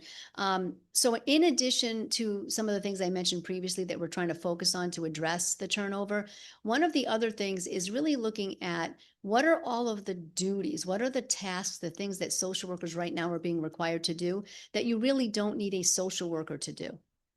So for example, transportation to and from, different placements, transportation, when we have kids that are entering placement and there's a need to provide some additional supports or tangible, supplies, having to go while they're also trying to manage the case and produce the work for court, having to go and do some of those other things. So we have begun to identify other ways to support the work so that social workers can actually spend more time doing the social work. So a good example is we have historically had positions called social worker case aides, which really do provide a lot of support to the work, but that can help to support the social worker and being able to manage the case. There had been a period of time where there had been some vacancies in that job classification, but not long after taking the seat, certainly it came to my attention and the rest of our team that we really needed to move forward with filling those positions. That's an example of something we did that has begun to provide some tangible support in the field offices, in our area offices, to assist with the work that they do. So those are some examples, but our Deputy Commissioner over Child Protection and her team, along with, our entire team has been going around to all of our area offices, facilities, and central office, doing town halls and hearing from them directly about what can we do, what can we do to help to make the job, which is always going to be tough. Some of the parts of the job we can't change, of course, but there are some things that we need to just think differently about. So that's an example, but I appreciate the question and certainly some thoughts around ways we could partner, because I, had many conversations certainly with Senator Marr and others around some of these challenges and really interested in working together to see, well, what else we can do? What are some other thoughts and ideas? And we do, I want to say, we have lots of people, as I said, who aren't, who are staying on. We do exit interviews, of course. We also do stay interviews. That's another thing that we've done, sort of initiated recently and really begun to track, is sort of, for those who have decided to stay, what is it? What's being done? And sometimes it's a lot, I will say, I think related to the relationship with the supervisor and that support. But really looking at that data, collecting it and then analyzing from that, what are some themes? let's replicate what's being done in certain areas where workers are staying, particularly in the first 2 years. But we do have lots of folks that stay, they start and stay until retirement, but when they leave, certainly looking at what are the things that kept you here that long. So that data collection, and we have research folks that are collecting and tabulating that for us and assisting us and coming up with some additional, sort of suggestions about how do we help. That's good to know. I think it's the combination of compassion, certainly, with experience, knowledge, goes a long way to help retain workers. I hate to see a lot of time and money wasted on training, and then we lose the employee. Obviously, you've got good morale. That's not an issue. So I'm glad we're moving forward, and certainly, if there's anything we can do here in the General Assembly to help out, I'm more than happy to continue to work with you on those kinds of issues. Thank you, and congratulations again. Thank you so much. Thank you, Mr. Vice Chair here and Acting Chair. Representative Godfrey, I'm assuming this commissioner was the Appropriations Committee a few weeks ago and probably asked for a lot more money, maybe. No agency has ever come to me in my very long time here in the legislature and said, I need less money than I got last year. No one has ever said that to me. Thank you. Senator. Thank you, Mr. Chair. Congratulations. I had a great conversation with you a couple of weeks ago and really enjoyed it. I've was on the Children's Committee when I first arrived, and I've been there a couple of times back and forth. And it definitely, I would agree with Representative Godfrey that this is probably the toughest agency that anyone would get involved with. That'll include you as a commissioner and your staff as well. So given the fact that, the issues of lack of foster home parents, the attrition with the social workers, recently OCA mentioned that you guys lacked resources. And then lastly, which I was exposed to pretty quickly, was, high profile cases that you have to deal with. So my question is this, and 2 in 1, I guess, is why in the world would you want this job? That's a great And question. then second is if we'll keep it at a short period of time. We'll say 4 years. When your tenure is done, what would you like to have accomplished in the 4 years? That is, both of those questions are really good good questions. The answer to the first question is I'm not sure. No, as far as doing this job twice and staying with the department as long as I have, it honestly really is. I of course, myself and my team really committed to the work. It's hard work, but I honestly can't think of anything more important that there is to do, even as hard as it might be. And I always say, people say sometimes this seat is a hard seat to sit in, and it is certainly on some days. The hardest job is really the frontline folks that are doing the work and the team supporting them. So I just always want to say that. Measuring the success, and I love that question, upon say a 4-year term or however long it might be, part of it for myself, I think, but also for the rest of us, I think, including the legislature, is really trying to make sure that we are increasing our capacity to keep children safely at home. Removals into foster care and measuring entries into foster care is an important measure. We of course, we know we have 3,000 children in foster care. Sometimes a foster care placement is needed. But when we do that, that is not a neutral action, obviously. That removal from home, while necessary, we also need to be focusing on the either return home as quickly as possible, if that's going to be the plan, or to move forward with another alternative permanency plan as quickly as possible. So the measures need to be, safe reductions in removals from home, expedited permanency. How well are we doing in making sure if kids are in foster care, that they are returning either home or to another permanent placement as quickly as possible, and measuring those timeframes. We also need to and do measure whether or not there is re-entry into care, because that's a component, right? So we could say we're going to have, when kids enter foster care, we're going to have them go as quickly as possible to home or where we also then have to measure, are they coming back, right? We want to have less re-entry into foster care and less repeat maltreatment. The last thing I'll say is as far as measuring success, and we have lots of outcomes we measure, but those are the ones that I think are really critical to our mission, making sure while in care, they're getting all of the needs met that they may have, and supporting families if they're not removed, whether it be behavioral health services, other interventions, other safety net supports that they need. The other goal though will be measuring for kids who are entering foster care, how many are we able to keep with relatives or fictive kin? Kinship caregivers is what we call them as a sort of as a group. We are doing really well as a state. Currently, we're trending in the right direction. We have approximately 50% of children who are in foster care are with people that they know or with relatives. But we want to do better. And that's going to be one of the ways that I would measure our system success. When I'm finished, whenever that might be. So thank you for the question. Thank you. I'm just going to ask you one more question. So those that entered DCF's care and those that may be placed in a foster home and maybe return back to their home environment, how do they get out? How do they, what's the requirement for them to say, okay, we don't need to come back here anymore? Perfect. Thank you for that question too.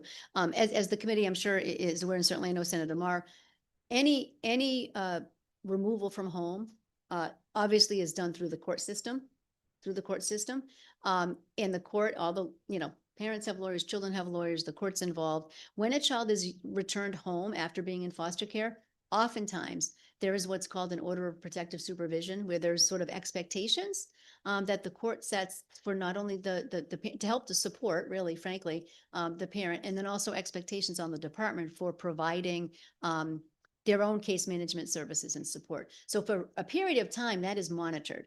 That's monitored by the court, and we would go back to court when that period of protective supervision has come to a close, and sometimes before then, to sort of check to see how is the family doing, are their needs being met, is there any ongoing concern for neglect or abuse, and that's really the criteria for determining whether or not a case needs to remain open.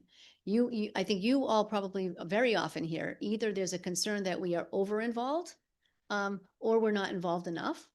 But we don't, once there is either an order by the court or through our own case visits and home visits and case management, determine there's no ongoing need, no ongoing protective service issue, that's generally the point at which we would close the case. I hope that answers your question. Yes, I appreciate it. And thank you, and the best wishes. Thank you so much. Thank you, Senator. Senator Mar. Thank you so much, Senator Duff. Hi, Commissioner. Hello. Good to see you. Good to see you. I have tons of questions. I am sure. Yes. So let's get started. I just want to frame that your resume is that's a very simple word, isn't it? It is. That your resume is very impressive. You clearly have dedicated your life to keeping children safe, to having them be progressing through care into kinship care and foster care and back into permanency. I recognize all of that. I do have some questions about it though. Sure. Because as a social worker, you understand that there are systems that we learn in, and as a lawyer, there is structure that you perform in.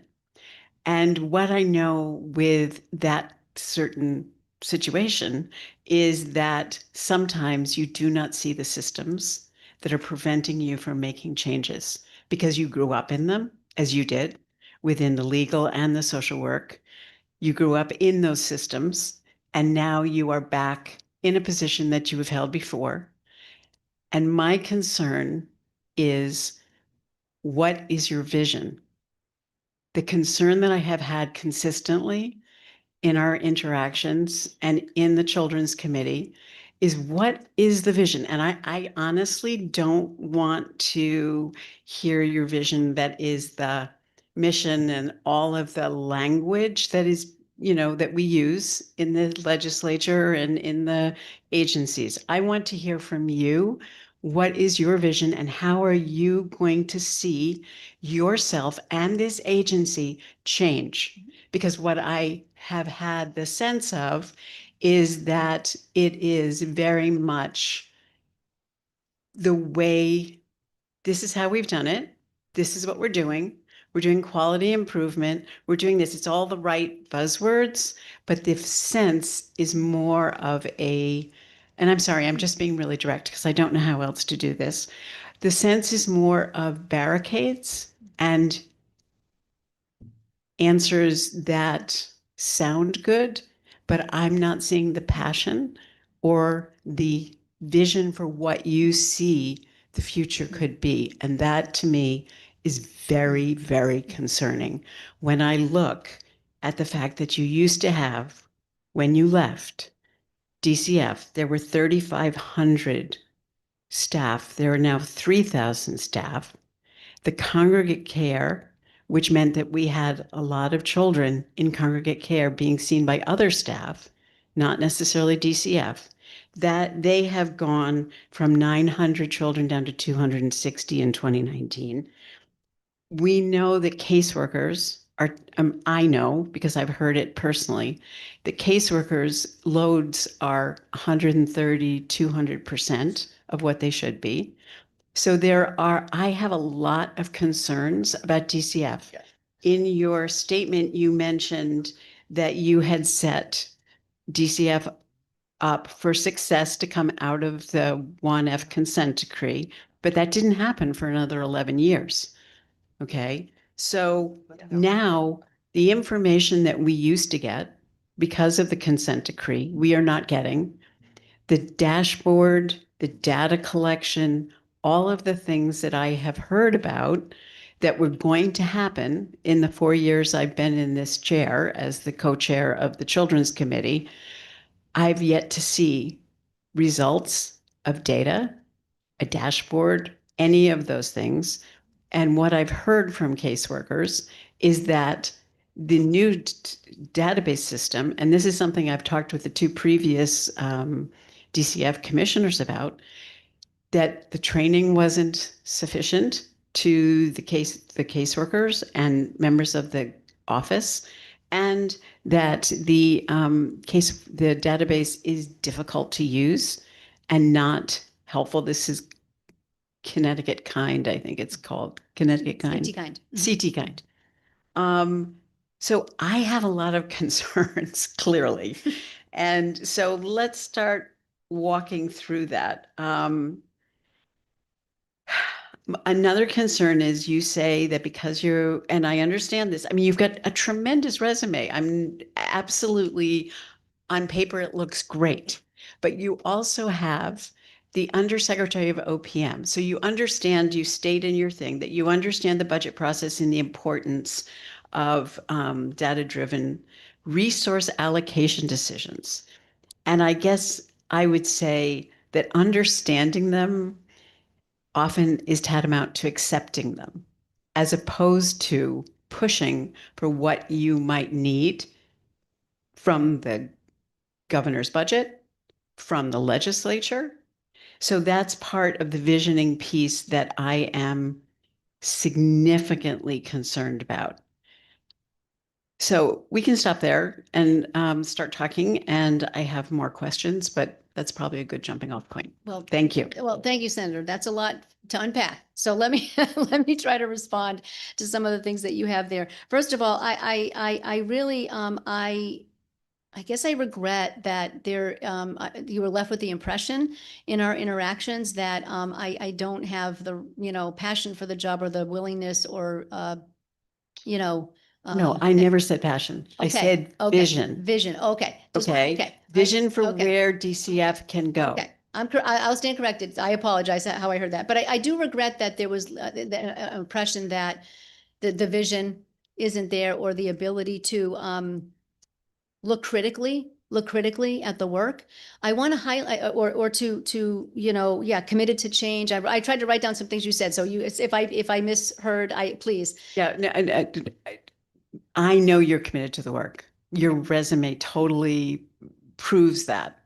I know that you're committed. I know you have a passion for the work. I know you're dedicated to children. What I'm saying is within the framing of your experience and knowledge and resume, my concern is that you are so deeply in the system that it is difficult for you to see where we need to go. Okay, I appreciate that. So let me answer that specifically. I'm just saying I felt our interactions, I thought were I appreciated them. And many of the areas that we both, I think, shared around areas in need of improvement. So let me just start by saying one of the things I highlighted importantly in my testimony is that I spent 12 years oftentimes representing parents right before I came back 2 years ago. I have not, and not that there's anything bad with staying in the system the whole time. I spent over a decade, well over, being on the opposite side oftentimes from DCF and advocating for my clients and overseeing also in the public defender's office. Part of my role as well was to oversee all of the lawyers, all of them in the state that represent those parents and kids in these proceedings. So I did it myself and then supervised through our contract management with public defenders, that work. So that lens, that's why I put that in my testimony and mentioned it in my opening remarks, because I think that lens is really important. I have not, I mean, and I am not one who says everything's fine here. I've been here. We're going to just keep doing everything the same way. I learned a lot. I learned a lot when I left about the strengths in areas where we can partner, where we can do better. And I bring that with me back here now. I bring it with me now. I'm glad that I had the opportunity to come back 2 years ago as general counsel, because I have had that, even though I was in a different role and I've not been in this seat long, but I at least got a opportunity to sort of see what has changed, and what are the areas that we need to focus on. So my vision, I mean, I talked about the things that I think are really critical to the vision. And I know we, so not talking about the mission, but it's about outcomes. It's about outcomes. We need to be able to measure what we're all doing. What are we collectively setting as the goal for all of us when we're saying we want to see things improve?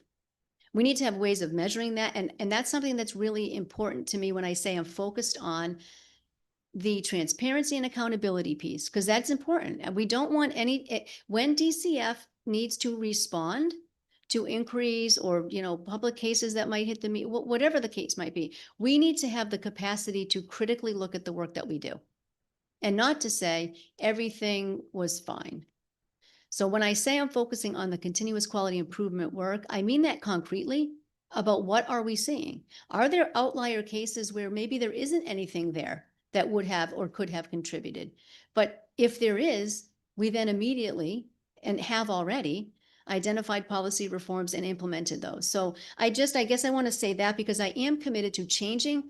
I want to say changing, committed to improving the work, but also I think we all have an obligation, and I feel strongly about this as well, that a responsibility to make sure that we're making informed policy change based on what truly is the scope of some of the challenges we face. The other thing that I learned in the 12 years that I wasn't here was the importance of the system as a whole.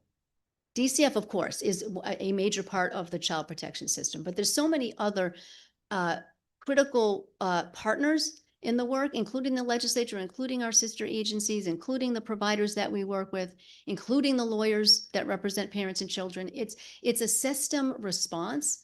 It's a system challenge, and we are a critical role in that. But I think what I learned in that prior role was the importance of the other voices, the other advocates, when we are trying to make informed program change. We are, to your point about and I'm just trying to respond to the specific things, so I apologize if I'm going on too long, but I can't account for what prior commissioners have said they were going to do and they didn't do. I get that, and I know the frustration when that things are promised and then, it continues. So and I'm sure there are very good reasons, why some of the things maybe that had been expected hadn't actually come to fruition. But I can tell you, and we talked about this in a couple of our meetings, having a front-facing data dashboard that actually is, easily accessible, first of all, and contains the things that we might all collectively agree need to be measured. And that to me is important for a number of reasons. One of them is of course to help, like I said, identify where are the system challenges? What are the outcomes where we're actually doing well? We don't have to expend a lot of energy on that. And what are the ones where we need more concerted efforts? But it will also help to level set for all of us when we are looking at what is how are we defining success as an agency or as a system? Because nobody hears about, and I think it's important to have the conversation about the thousands of cases where, of course, there's great work, kids are being supported, they're not being removed from home, or they're going home quickly, we're expediting that. But that's good. That's good that that's not hitting me. But we have to look at those cases as well as the ones that are high profile. High profile. So I just say that to say the front-facing data dashboard and transparency with how the system is performing is important for all of us, and certainly for us internally. And we're committed to it. There's nothing in anything I've done since I've come back in this seat or in my past role with the department that was anything contra to that. And so I just want to reinforce that, because it's important for me to let you know that is part of what has driven the work that I do. So I don't know if I touched on all the things, the CT kind, I agree with you. As I said, we're going around to all the area offices and we had, for those who don't know, this is probably going way into the weeds that people don't need to know, but since you mentioned it, CT kind was launched on I think it was August 7th. I didn't know I was going to be taking the seat at that time. And it ended up being a much heavier lift, the transition, much heavier lift than anybody would have expected. I'm just going to say that.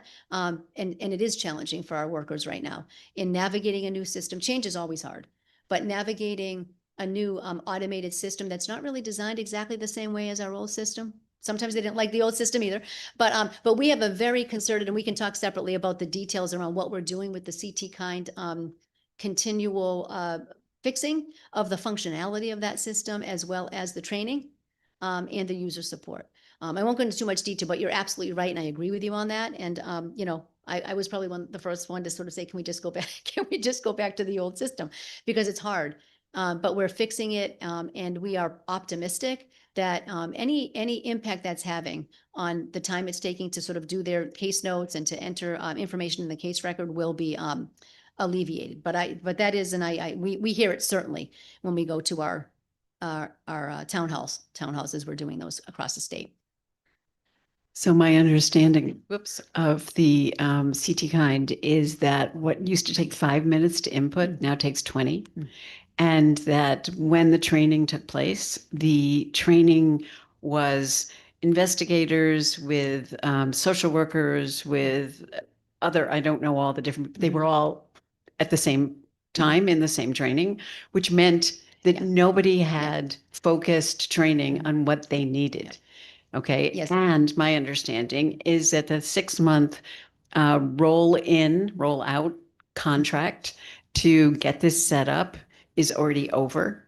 And so that means that we're now looking, and I agree with you, you were not in place at that time in other conversations, but I had specific conversations with the commissioners because I have instituted the same sort of thing with caseworkers, brand new databases, and understood both the training needed for this as well as the difficulty of transition into a new system. Yeah. And I am so frustrated that the comments that were made about how to set this up were not put in place, because I know how difficult it is. And now we are behind the 8 ball, and it is another thing that caseworkers have to do when they are overwhelmed. Yeah, I agree with you. I agree with all of the things that you just said. I will say this, though, the training that I think you're referring to, and we all took it. It was a 3-day training that was, again, to your point, more of an overview of the overall system, but which, like you said, depending on the area that you work in, it didn't necessarily help you personally to know how to do your individual job. Since then, of course, that was very early on recognized that while that overview was helpful, we have now targeted individual by individual practice area for ongoing support, training. We actually just recently had the team from Deloitte and others come and meet with a group of folks from the field offices, particularly on the issue of the intake investigation protocols. I don't want to get in the weeds on all of it, but that was one of the things that in the transition and the rollout was not designed in the way that we expected it to be designed. And so they are now focused on making sure that all the steps that we need to do are minimized, that you can have a chronological review. You know, there's a lot, we can certainly talk at length about all of the things related to CT Kind, because as I think we both share this, that we have to alleviate any barriers with that system that might be impacting the time it takes for our staff to do their jobs. Absolutely. Okay, moving on then. Thank you. When you say DCF is responsible for ensuring that children have timely access to quality behavioral health services and a continuum of services, and I know you sit on TCB, and I appreciate that. And I know that you come to TCB, so I appreciate that as well, along with members of your team. The bulk of the work you stated is child protection, and yet DCF is the primary behavioral health entity for the state of Connecticut's children. So how do you see ensuring, like, what is the process by which you will ensure that children have timely access to behavioral health services? Sure. And a continuum of care? Great. Thank you for that question. I think one of the things, and I will say thank you for the work that you do with others on the TCB. It's important, and I think that's an example of some of the both in the TCB and outside of the TCB, where there's opportunities to work with our sister agencies and our providers and others to help improve the quality of the service. I think it's important to note that when we say child protection and behavioral health, we also, the bulk, when I say the continuum for behavioral health services, it also applies to our child protection caseload. So it's not sort of a standalone mandate area, I guess I'll say. But so both are important. And we have, of course, ways we monitor whether or not kids are having access to the right services that they need, certainly for kids that we are serving in our child protection cases, in our caseload there. And we could talk a little more about that. In the children's behavioral health space, where there is not a corresponding DCF child protection case, the state has gone in my opinion, in the right direction, setting up, and I know there's been lots of conversations around the voluntary care management program, where families can access the needed services without having to come through this child protection door. I've always supported that. I think that that's something that was the right approach for us to go in. So Carillon, as far as looking at, I was here when we created the behavioral health partnership and the kids care. I think Kid Care it might have been called. It might even still be that in the statute. I'm not sure. But that whole infrastructure of how do we do that? How do we manage it? How do we make sure we're maximizing the use of Medicaid reimbursed services? How are we making sure that we are monitoring the effectiveness of the programs? So our voluntary care management program is the right door for people to be able to access certain levels of care that they may need, which can include out-of-home placement. But as you know, Senator, there is a bulk of behavioral health service delivery that is happening, and we need to continue to support it just locally in our communities. So when we are looking at unmet need, that's how we measure what are the gaps. So for example, looking at the scope of the system and the continuum, and you're very well aware of the things the system has enhanced recently to try to look at the crisis continuum and standing up certain services, mobile crisis, UCCs, ITTCs, all the acronyms that we have, but they are really driven by trying to provide access to timely, and that's crisis service alone. Of course, there's lots of like stuff we want to do to prevent that from getting to a crisis. But those are things that the system has stood up because they realize we don't want kids having to go to emergency rooms or God forbid, having to come through this, a child protection door. But when we look at that and we look at where do we see gaps, the system has been able to attempt to try to fill those. An example of an area where I feel that there is a need to do more with is particularly substance abuse treatment services for young people. Particularly if we are in need of either an inpatient or some type of a residential program. That's a gap that I see.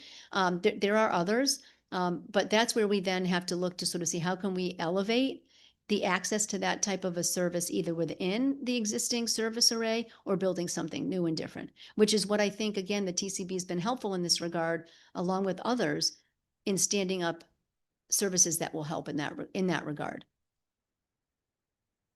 And certainly part of that is the looking at the PRTFs, the psychiatric residential treatment facilities, to make sure that we are increasing the number of beds as needed in short-term care with psychiatric services. So that being said, let's talk about Star Homes, because clearly Star Homes are not meeting the need of children.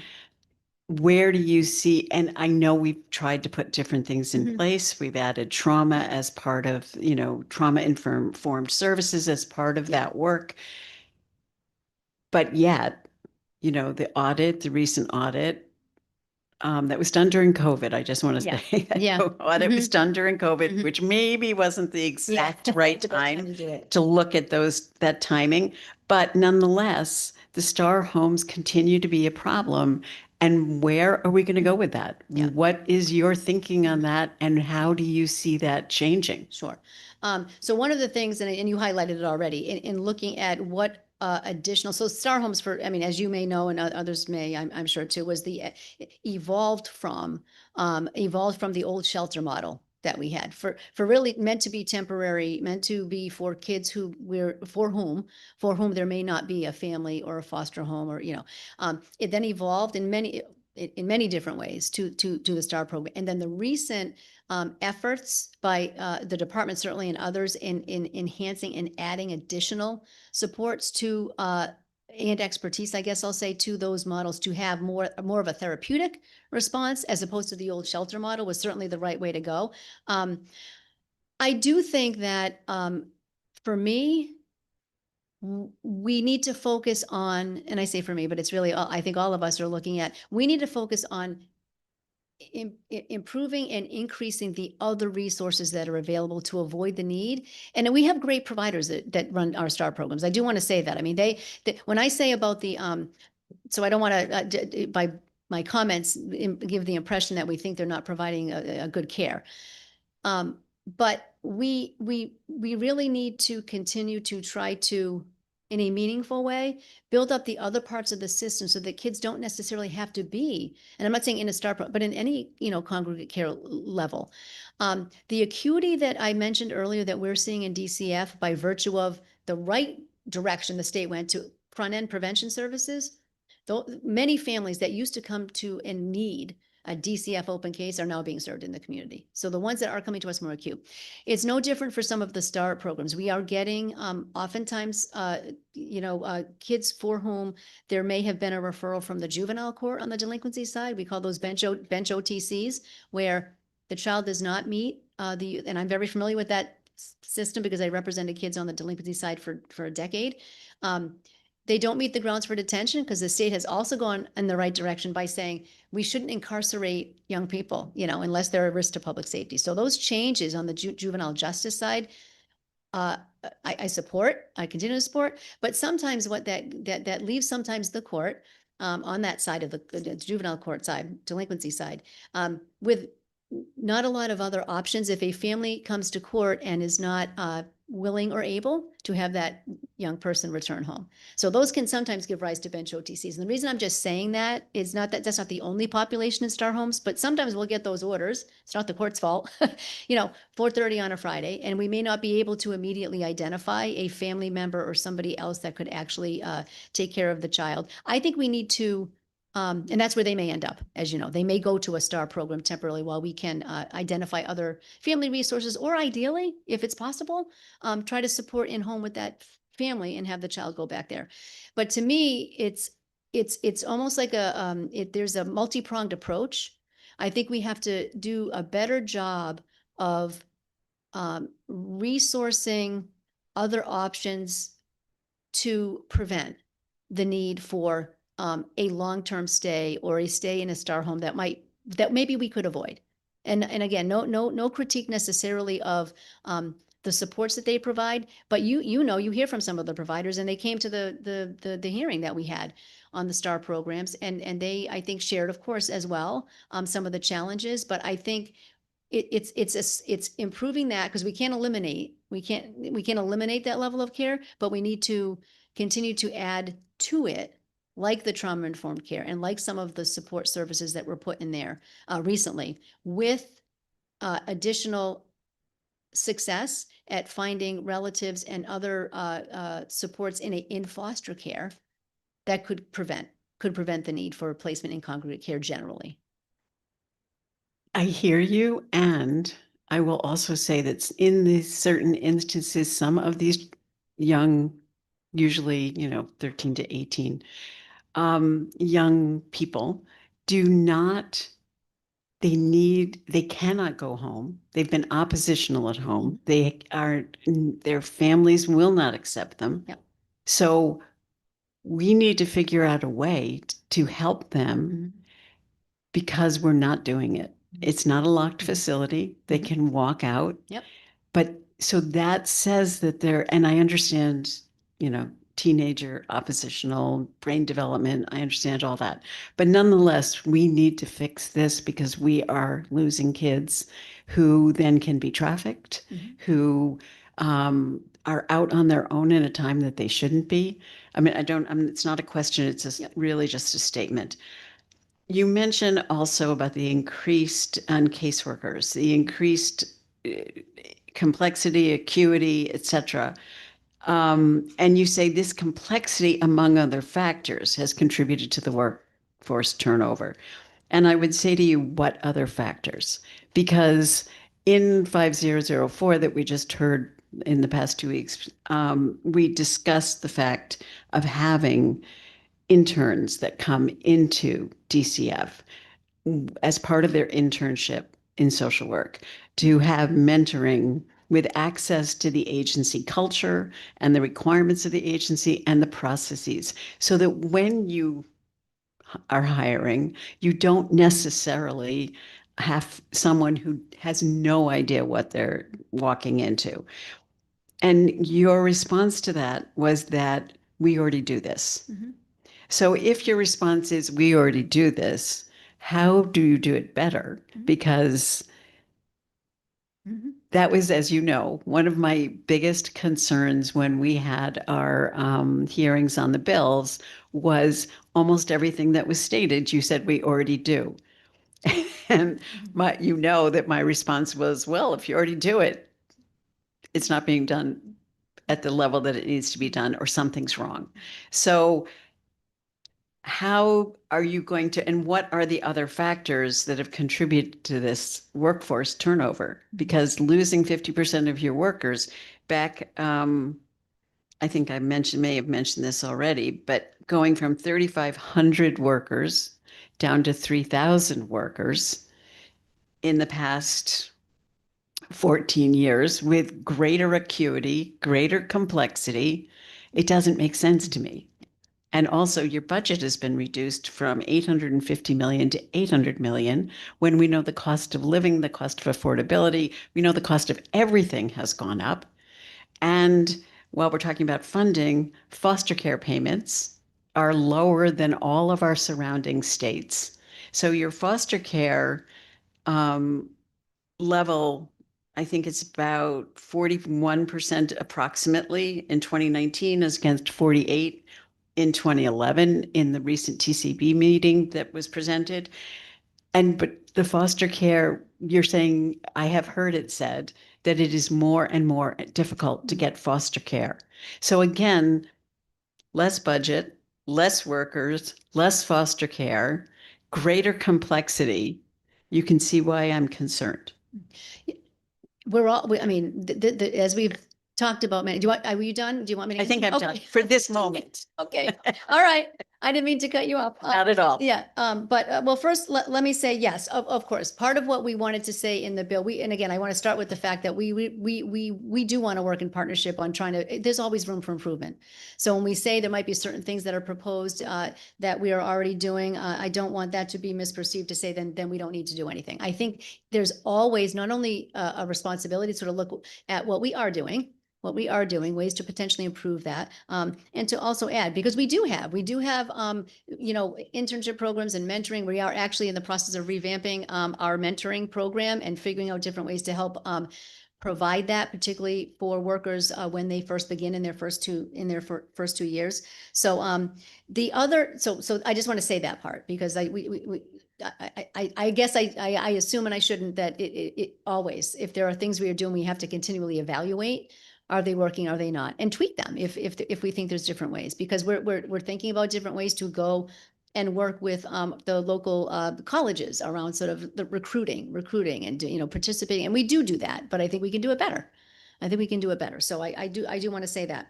The other factors, well, first let me say, I know I'm jumping around a little bit because I was writing down everything you were saying. Some of the reduction, as we know, sometimes caseloads may dictate the budget, and not just what the governor might propose, but the final budget, the appropriations budget. Whether we do it now or later, certainly there were some periods of time where significant resources were taken out of the department's budget because there was either foster care. Now, when foster care placements go down, which in and of themselves, that's a good thing, assuming it's safe, is it a safe reduction? We will have lapses in our board and care. There might be lapses in our PS line item, because as I said, we have fewer cases that we would have had historically that would have come to our door that now are being triaged, prevented from coming to our attention. But the ones we get, like I said, are just more complex and more difficult. The other factors, I guess, along with the nature of the work, right? Because that's really the fundamental part of it, are the things that I mentioned that workers are needing to do because there have been changes in other in-office supports. So they were thrilled, I will tell you, when we just went around and said, I filled all of the social work case aids. It's just an example, but really hearing from them about what other things, having other people, not them, other people help to provide the support when you have removed. And this is the thing, sometimes it's, people don't necessarily, because they're not in there doing it. When they've removed a child and the child is bad, thank God we're not in a state where we don't have a foster home and kids are staying in other states and hotels. But while we're working out, whether it be a relative placement or a foster care, they're there. The children are sometimes in our DCF office, and the workers are trying to do, that's and that's a reality of what, So I think they're looking at what are the things that they are needing to do to help, whether it be literally being there with the children, getting them snacks, making sure they're fed, have other people doing that, other people helping to support that. And so we are doing that. And so those are some examples, things that I would say that you wouldn't necessarily say are part of a social worker's job, and sometimes there's things that you have that overlap, but those are the tangible things that have made the job. I talk about this all the time when we go around to the offices. When I started 30 years ago, it's not the same. It's not the same. It's harder. It's so much harder.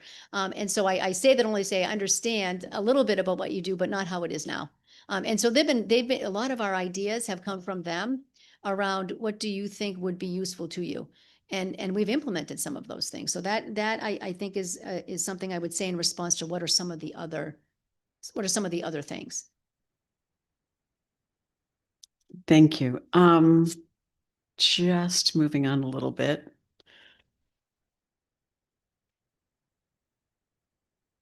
Let me just take a look here on my notes. Sorry.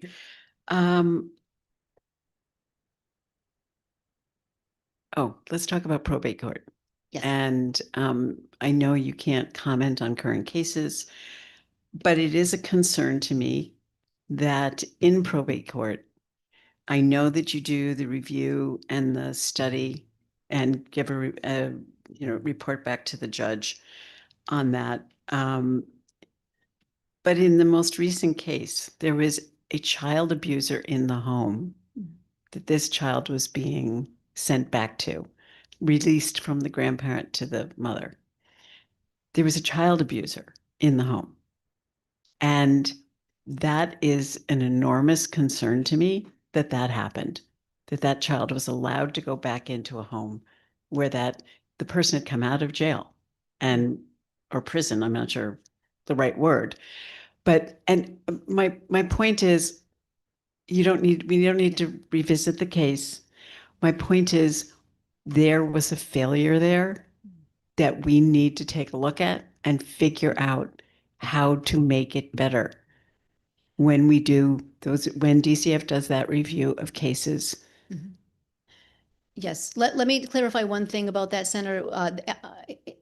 That particular reinstatement was actually done in juvenile court, simply because the actual transfer of guardianship had occurred in juvenile court. So just to clarify the venue. So what you're saying is there was no review of the No, case? no, I'm not saying that. I'm just saying, Okay. I just wanted to clarify the venue part and why normally it would be done in a probate court, but the juvenile court had jurisdiction on the case. And I do, and maybe we can talk offline if needed, but I don't believe that the individual that I think you're referring to was a household member at the time of the court's reunification of that child with the parents, but yeah, so I just want to make sure I don't want to misspeak. But first of all, the principle is important. We need to make sure, of course, when we're making a recommendation, that we have done a solid assessment of not only, because again, it's when the court is looking at the criteria and the findings they need to make for a reinstatement. For a reinstatement of guardianship. They need to make certain findings, and we need to make sure we're providing the information that they need. Others folks will have representation as well, but one of those things, and this is an example of something that we have done, is to sort of say, make sure, of course, that we are assessing everybody that is a household member, and it's up to the parent. This is the other thing that I think is really important. The assessment that the court is looking at is whether or not the cause for the original removal has been alleviated, and is it in the best interest of this child to return home to that parent? The parent has an obligation, and I'm not minimizing, we have to do an assessment of all household members. That's part of what the review would be. But also that, one of the things that I think is also important is that parents know, it's the parent's obligation to make sure as well. And so we would have to assess if the parent knew about that and was allowing that to happen, that would, and allowing a household member who might pose a danger to children, that falls to the parent. And we need to make sure that if they have that information and they're not taking steps to protect the child, that information is made available to the court. In this particular case, and I'm talking generally, this is not about this particular case in general, but when I mentioned about tightening up some of the policies, it is around looking at and ensuring that it's all household members. Background checks. I believe there's a bill that's pending. I'm not sure exactly, but related to the issues of a parent who is not a parent, a person who was convicted of certain offenses involving children when they are released from incarceration.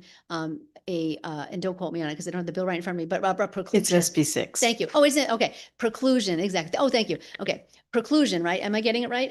Sort of a preclusion. First, it would be a crime. I think it creates a new criminal offense for that person.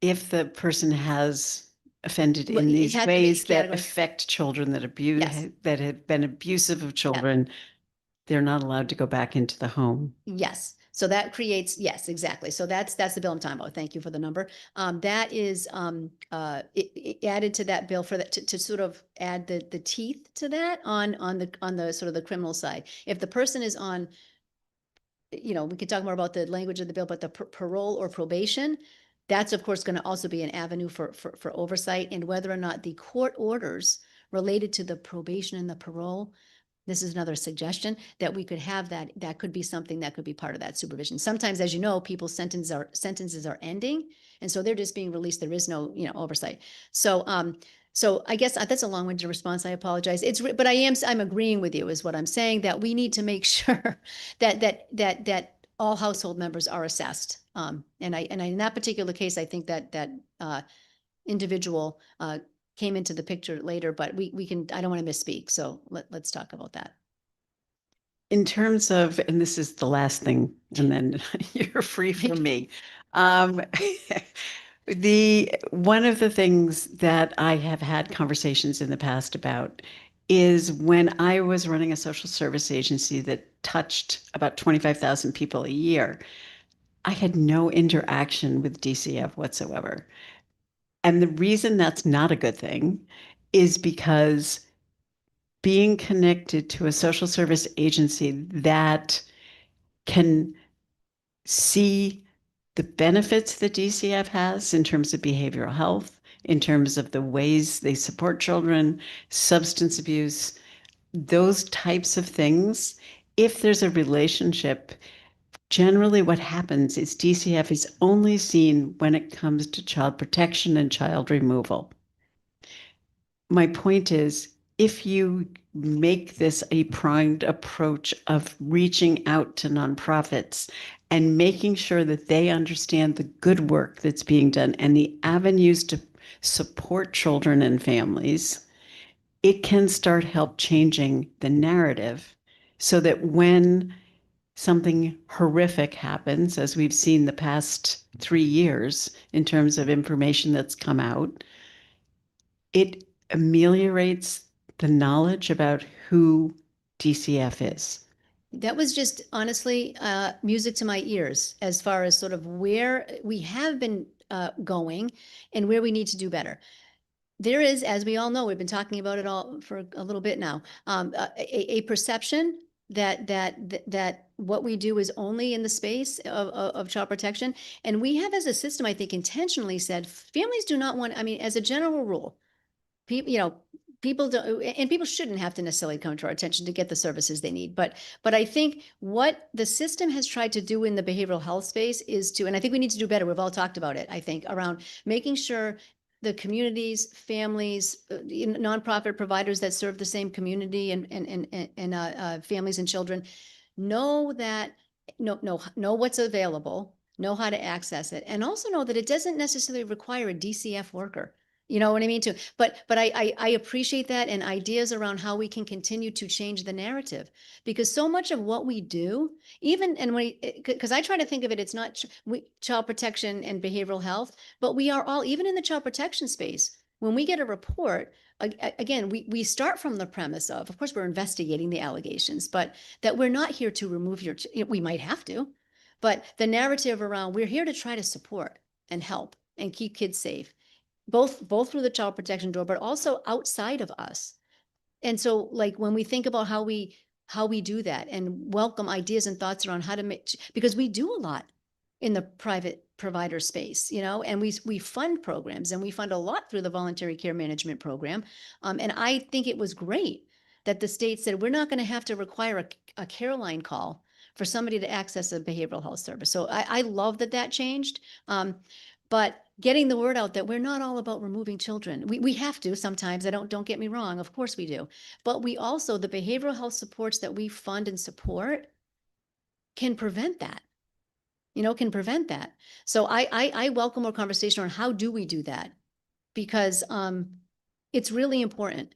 And we don't want our department to continually be viewed as, in the way that it sometimes is. And so I would love to have more, talks around that and your ideas on how to elevate the public awareness of the prevention work that we do in both spaces, behavioral health and in child protection. So thank you for elevating that. Thank you very much. And congratulations on your nomination. Thank you. And that's why it's a good idea to have the chairs of the committees of cognizance come here.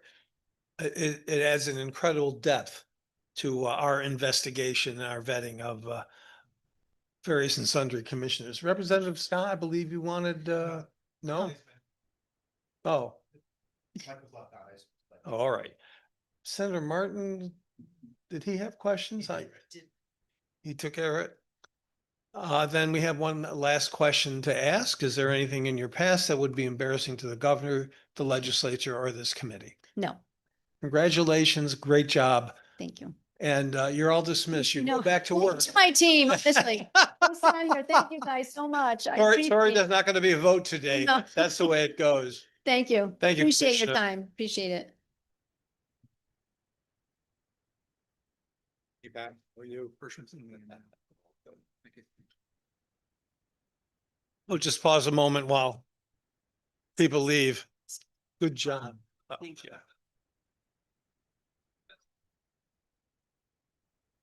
Oh.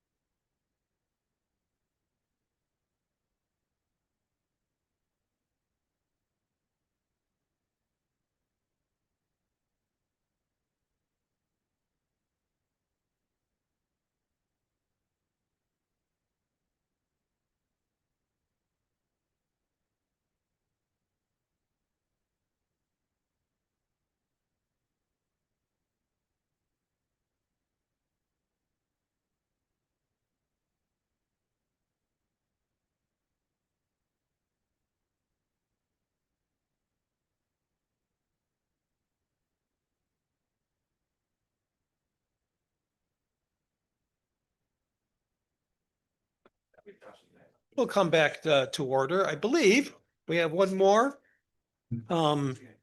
nomination going on today. Joshua Hirschman of Guilford to be the Insurance Commission. Welcome. Thank you. Thank you for having me. You're very welcome. If you raise your right hand, do you swear or affirm that you will tell the truth, the whole truth, and nothing but the truth as part of your testimony? I do. Thank you, sir. Please proceed with your opening statement. Good afternoon, co-chairs, Senator Duff, Representative Concepcion. I know he's not here today. Yeah, he's not here today. And the vice chairs, Senator Looney and Representative Godfrey, as well as the ranking members, Senator Berthel and Representative Yacarino, and all the distinguished members of the Executive and Legislative Nominee Committee. My name is Josh Hirschman, and I'm honored that the governor has nominated me to serve as the Insurance Commissioner for the state of Connecticut. I appreciate the governor's confidence and am grateful for the committee to have a conversation with me today. I spoke with many of you, and I was happy to do so. I provided written testimony, and for purposes of the record, and for those who I haven't communicated yet with, I will read my short written statement in. Connecticut has long been and will continue to be the insurance capital of the world. We are home to some of the largest health, property, and casualty and life companies. We also have a significant concentration of reinsurers and captive insurance companies supported by a deep bench of talent across the entire insurance ecosystem, including regulators. Just as importantly, Connecticut has also emerged as a leader in insurance innovation, and I believe that leadership is something we must protect and strengthen. I'm not new to the work of the Connecticut Insurance Department. From 2019 through 2022, I served as Deputy Commissioner and acted as the department's Chief Operating Officer. In that role, I worked closely with staff across all divisions to modernize operations, support innovation, and uphold the department's core consumer protection mission.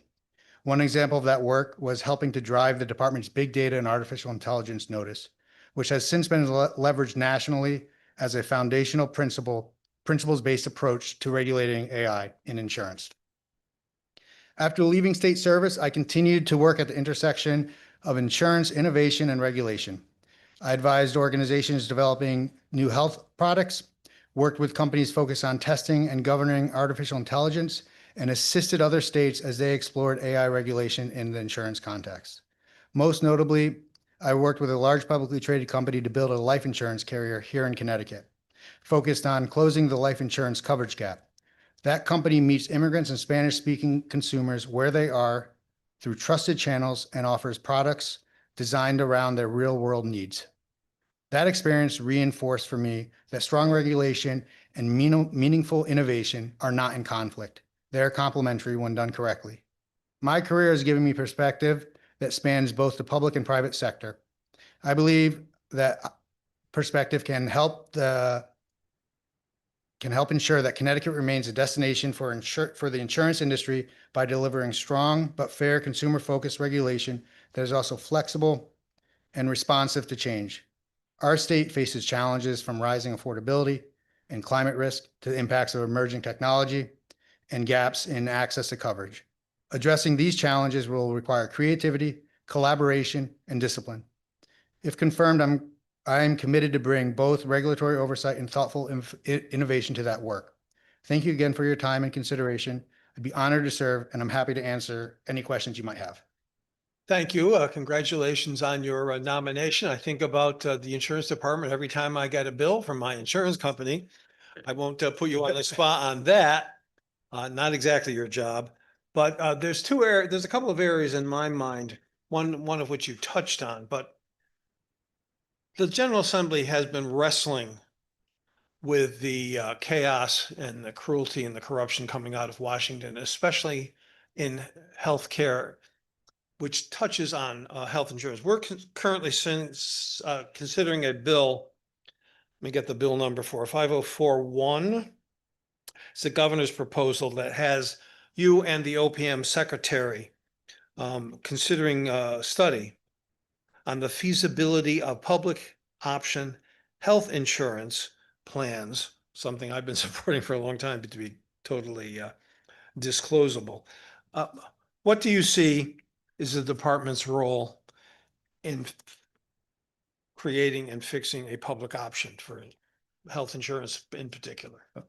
Well, first and foremost, we are regulators, and our job is to enforce the 38A section of the of our statutes. In terms of how I see the insurance department interacting with any sort of policy-driven positions, including the public options, we're here to support, offer guidance, explain why something is feasible through our actuarial reviews, why something might not be feasible, and try to paint the guardrails to the policymakers so that they can make the best decisions that they have. So you and the OPM secretary will be working together on this. This is an issue that has come up here in the legislature for a number of years now, because I see it personally as a way to reduce costs in health insurance. So as we continue to wrestle with the nonsense of Washington, for those who don't believe that health insurance and health care is a right, we continue to hope that you will be working with the secretary on this very important issue. You mentioned in your opening statement, AI. Boy, does that drive a lot of us crazy because we can't quite figure it out. It's bad enough when I would go to my insurance company and have a person actually deny it. Now I'm facing a computer telling me, no, we're not paying your claim. And it's right up there with the push, push number one on your phone to get a real person kind of thing, which never happens. Where do you see AI fitting into insurance policies, insurers? And as we consider, we've got, I think, more than one bill dealing with artificial intelligence. Where is this going to go? How's it going to work? And how can we protect our constituents and the people of the state of Connecticut? Yeah. So my biggest concern right now that I think I'm going to spend the most of my time on is affordability. Affordability in insurance, I think, is across the board, whether it's property and casualty, health, life. We have an affordability issue, and it's something that I want to focus on as much energy as possible. And the tools that an insurance regulator has when it comes to rate review is limited right now. And, we can look at rates for, is this actuarially justified? Is this excessive? Is this adequate? Is this unfairly discriminatory? And so the way that I want to get to affordability is through innovation and through technology. And I think it is on insurance regulators to understand how carriers are using artificial intelligence. And in collaboration with the National Association of Insurance Commissioners, and working with carriers to understand how they're using it, how they're deploying it, and making sure that the consumers are protected. Because, when you think about the example that I like to use, you think about auto insurance, and you think about how auto insurance has gone up dramatically year over year. And the reason why is increase in frequency, increase in severity, and the cost of the replacement products are extreme. So it makes sense that it's going up. But we're also seeing cars with more safety features than we've ever seen before. It's in the vehicle that I drive, it claims it's almost impossible to have front end collision. So we need to make it possible that that data can be leveraged by the carriers to reduce our rates. And the reason why in some instances it can't be leveraged is because the carrier isn't receiving that information in a way that's meaningful. I could shut off my front end collision. They have to know that it's on. So I think that the way that I look at artificial intelligence and the use of artificial intelligence in the insurance industry is it's necessary. We need to do a better job, and we need to continue to figure out the best way to regulate that. And that's something that I'm focused on. I love the safety equipment on my car too. It's made me feel a lot more comfortable. Of course, something out of all of our control is the reckless driving that I see driving up 84 from Danbury to Hartford every day and back again. That has to affect actuarial accounting. It's just I don't know why I swear people's IQ drops in half when they get behind the steering wheel. Sometimes it's just crazy. But I'm hoping as we go forward with the AI questions implementation, your expertise is certainly going to be important to us as policymakers, but that we don't lose the confidence of our people because they're just tired of talking to a computer who's programmed to say no. So thank you very much for that. Anyone else? Thank you. Go ahead. Back to you. Thank you, Mr. Chair. Congratulations on your nomination, and I appreciate the opportunity to speak with you in advance of this meeting. Obviously, insurance regulation is one of the key issues in our state, a major industry, and a major area of consumer concern as well. And you mentioned the governing statutes 38A-7 and 8, where the commissioner is responsible for administering and enforcing laws regarding insurance companies and healthcare centers, and also protecting the public interest in insurance matters. And I think that's really significant. And frankly, in my view, over the years I've been here, I think that too many times we have had insurance commissioners, and this is not a partisan remark at all. I think it's true of Democratic and Republican administrations sometimes in the past, that too often the insurance commissioner regarded himself or herself as an advocate for the industry primarily, rather than being concerned all that much about consumer issues. That was not true of your immediate predecessor, Commissioner Andrew Mays, who I think did a terrific job, and commend the governor on that nomination and his service. So that's my first question: is what do you see the primary mission of the department, and how will you balance the interests of the industry with the needs of consumers? Yeah, I mean, I think you hit it on the head. Commissioner Mays was, I served as a deputy under him, and I'm grateful to sort of stand on the work that he has done and ideally continue in a lot of the direction that he has taken the insurance department. The number one priority of the insurance commissioner is to enforce 38A. the code, the statutes and the regulations. And in doing so, that drives consumer protection. That's why the statutes have been set up the way that they're set up, is to protect consumers. But it also creates the need to have an industry. And it is a balancing act. And part of consumer protection is having a vibrant insurance industry. We need to have consumers have options. We need to have consumers be able to have coverage for the needs that they have. There needs to be availability, and there needs to be access to insurance. So consumer protection through enforcement of 38A, and the byproduct of that is a vibrant insurance industry. That's the way I look at it. Well, that's terrific, and I think that will inspire confidence if you move forward in that direction.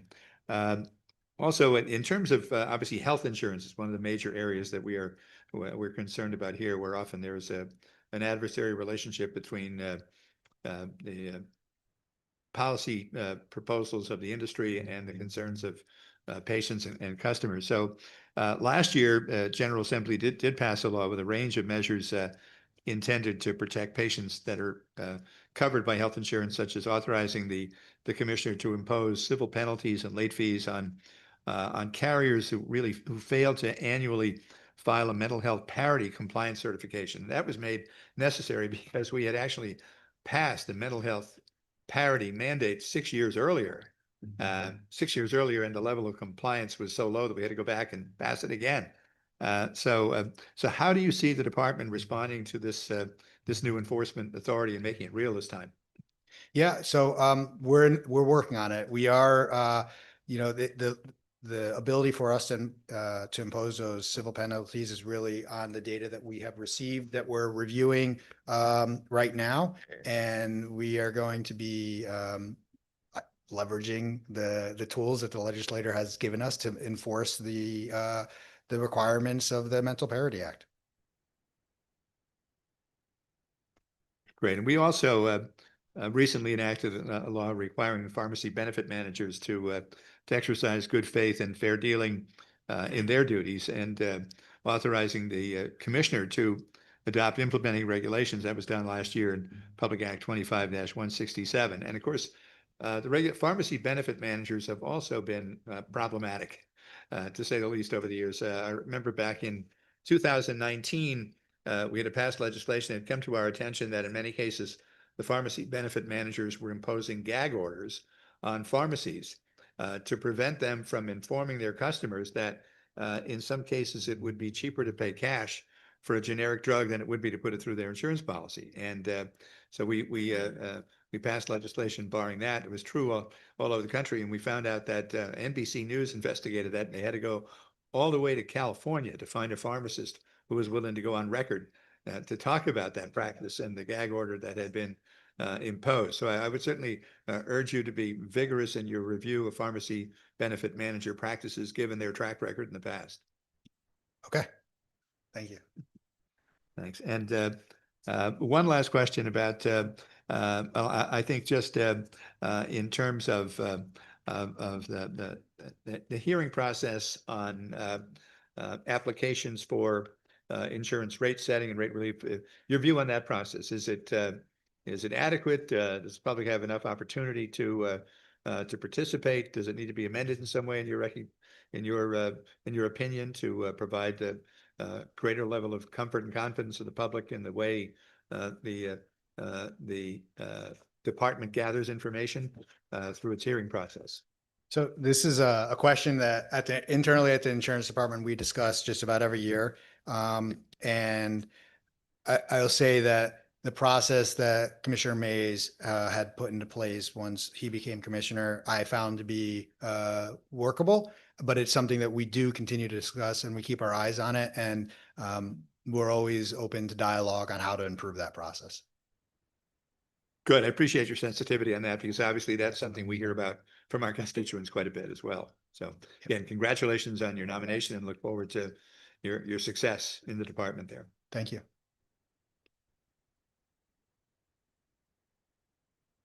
Thank you, Senator Representative Yacarino. Thank you, Mr. Chair. Thank you. I can't vote for you, but I had a good meeting with you. I just want to say hello. I do have two questions though, and I'm sure you're doing well with your team. How's the competition? Do we have enough competition in Connecticut for healthcare to provide healthcare? Because it seems like, or insurance companies rather, I apologize, running around too much. I know we lost some companies. Is there a way to track more companies for more competition? That's the question. In general. In general. Well, I would say that I'll talk about the health exchange and then we can Okay. talk a little bit about it more in general. The fundamental flaw we have in Connecticut is our pool of people on the exchange is small and the claims around that pool is also not the best. It doesn't trend in the best direction. So it's a difficult pool of people to attract additional carriers to. With that said, it's a priority of mine to try to figure out how we get more carriers onto the exchange. I think in the private market, my opinion is we should always be trying to get more carriers in the mix here in Connecticut, and it's something that I'll work on. I think that we do have a bunch of options for the private industry to find carriers here in Connecticut on the health side, but it's something that I will always be focused on because I think having more carriers increases the competition and hopefully will drive down some costs. I appreciate that because when we met, I brought up the local school boards, their insurance is just out of control. And it's the more competition, I think the better it will be.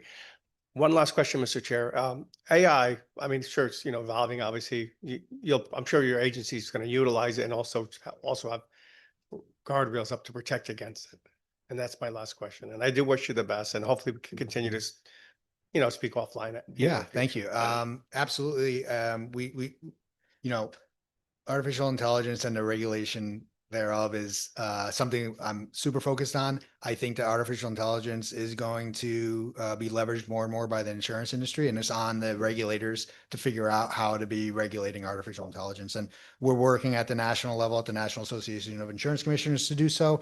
And here in Connecticut, we're constantly asking questions around that. Our job is to enforce the statutes in 38A. And when carriers are leveraging artificial intelligence around components of that, we have to make sure we understand it. So we're working towards that. And I'm excited to see what that turns into because hopefully this could be a good thing. I appreciate it. I think you'll do a fine job with your team. So that's what. Thank you very much. Thank you. I'll see you around. Thank you, Mr. Chair. Thank you. Thank you. And good afternoon. Sorry, Mr. Opening Statement. And if I am redundant, I apologize. I was just with Representative Yacarino and he was questioning me. Double check. So we're going to support that. I wasn't sure. Okay. Oh, thank you. Okay. We're right. This has nothing to do with anything we're That's talking okay, about yeah. here. Thanks. No, that's good. Thank you. Thank you, Representative. So, this is working in insurance is a tough business these days. In your role, that's what I'm saying and we've had a conversation in my office, so I don't have a ton of questions because the questions I had, I already asked you, but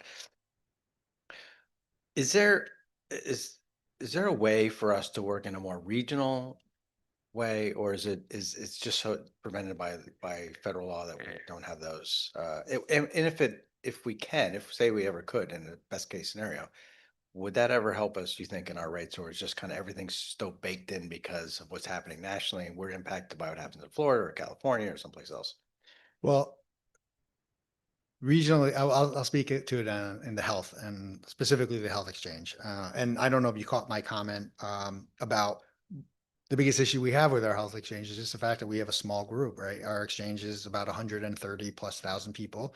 And the small group market is about 50,000 people. So maybe close to 200,000 people is the size of the pool that is on the exchange here in Connecticut. Maine has a similar problem. They probably have something like 60,000 people. Rhode Island is in a similar situation. Massachusetts is in a little bit of a better situation, but they're in a similar situation. We're all regionally aligned with the same systemic problem. And I've been having active conversations with many different insurance departments in the region to discuss what collaboration could look like in the exchange program. And I think that that would solve the two problems that we have is too small of a pool and, you know, a pool that maybe trends in the wrong direction. So if we can figure out a solution on regionalization, I think that that would be a very interesting path. But I think it's one of many paths in the toolbox that we're talking about. We talked about the public option. We're talking about lots of different paths. And I see my role as trying to facilitate all of those paths to give you all and the governor the best options to choose how to move forward. So I think that regionalization could be amazing. And I'm working on having those discussions and hopefully we could get somewhere with it. Are you prevented from doing anything now on that, or it's just not done? No. I mean, it's not about, it's really a complex dialogue because I'm an insurance, you know, acting as the insurance commissioner with other insurance commissioners having those discussions. They need to get, you know, their governor's offices, their legislators, they need to figure out where their sort of hard stops are. So it's really, we're in the early stages of seeing what collaboration could look like. But it's beginning. I mean, those Okay. conversations are happening. Okay. What about homeowners insurance or other types of insurance as well? Yeah. So I mentioned this. Affordability to me is my top concern across health, homeowners, auto, you know, Whole thing. all of it.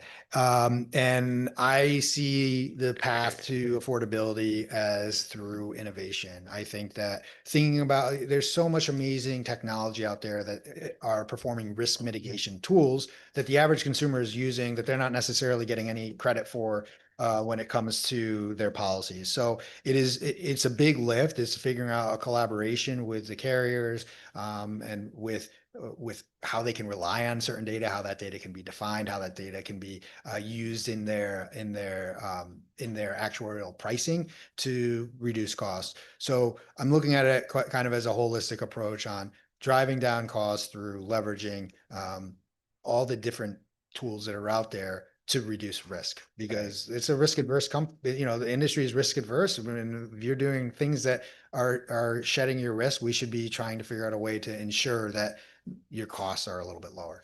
Yeah, and I appreciate that. I had a question the other day from somebody who was self-employed, and I think he's on the exchange, and he talked about how his rates went up 12 or 14%. And you know, and it's a bit of a conundrum because you as a commissioner, when people come in for rate increases, you have to balance that out with, you don't want to raise the rates too much, but on the other hand, you don't want to have a carrier leave the state because they can't earn a profit. But you want to make sure it's a reasonable rate of return. And then if they do leave the market, then you have fewer companies who are providing that insurance or whatever it is, the product, and then they can just raise rates. You know, they'll be more expensive anyway. So it is a balancing act. Yeah, I mean, we're left with really when we look at rates, it's the questions are: is it actuarially justified? Is it excessive? Is it adequate? And is it unfairly discriminatory? Right. So we don't want companies to leave the state, but we also don't want companies to become insolvent, because that would be the sort of the worst case scenario, is you have all these claims out there. So that's really, it's a delicate balancing act, and we try to do our best at the insurance department, and the insurance department has some of the best staff, I think, in the country to handle those questions. Thank you. And my last question is, do you think has there been too much consolidation in the industry that has forced up prices? I like that question.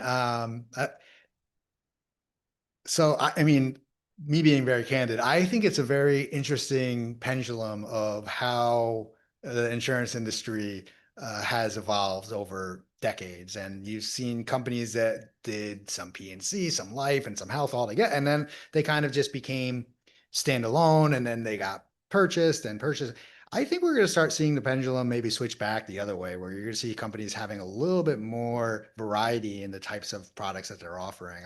It feels like carriers are getting more and more sophisticated how to do underwriting appropriately across a lot of different lines. And I think that they're going to try to be creative in how to drive profits for for their shareholders. So I think it'll be an interesting next 10 years in what we see, but I wouldn't be surprised if we started seeing a little bit more innovation with these carriers and the types of products that they're offering. Yeah, I would hope so, because just my own experiences is that, you know, insurance, but homeowners insurance, they raise rates a lot. You go out to bid for a different company, and where you get kicked off for absolutely no reason. You never even had a claim. And it gets very frustrating because then you're in the hunt to find Yeah. somebody else as a carrier to insure you. And a long time ago, it used to be pretty cheap to do it. Now it's quite expensive to have insurance. And you know, I know we have to pay for lots of things around the country, but I'm kind of sick and tired of paying for wildfires and hurricanes that are not here in the state of Connecticut. But so I know you have a tough job and you try to balance it out the best you can. So thank you for your time. Any Thank other you. questions at all? No. Okay. Last question. Is there anything in your past that would prove to be embarrassing to the governor, state of Connecticut, or this committee? No, Okay. Thank you, sir. Thank you very much. thank you. Okay, that concludes, that's all right. That concludes our public hearing for today, and we'll be back at some point in the future to vote on the nominees. Thank you, everybody.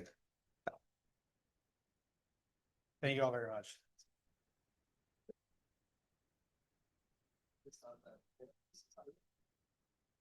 Most important thing, what do you do?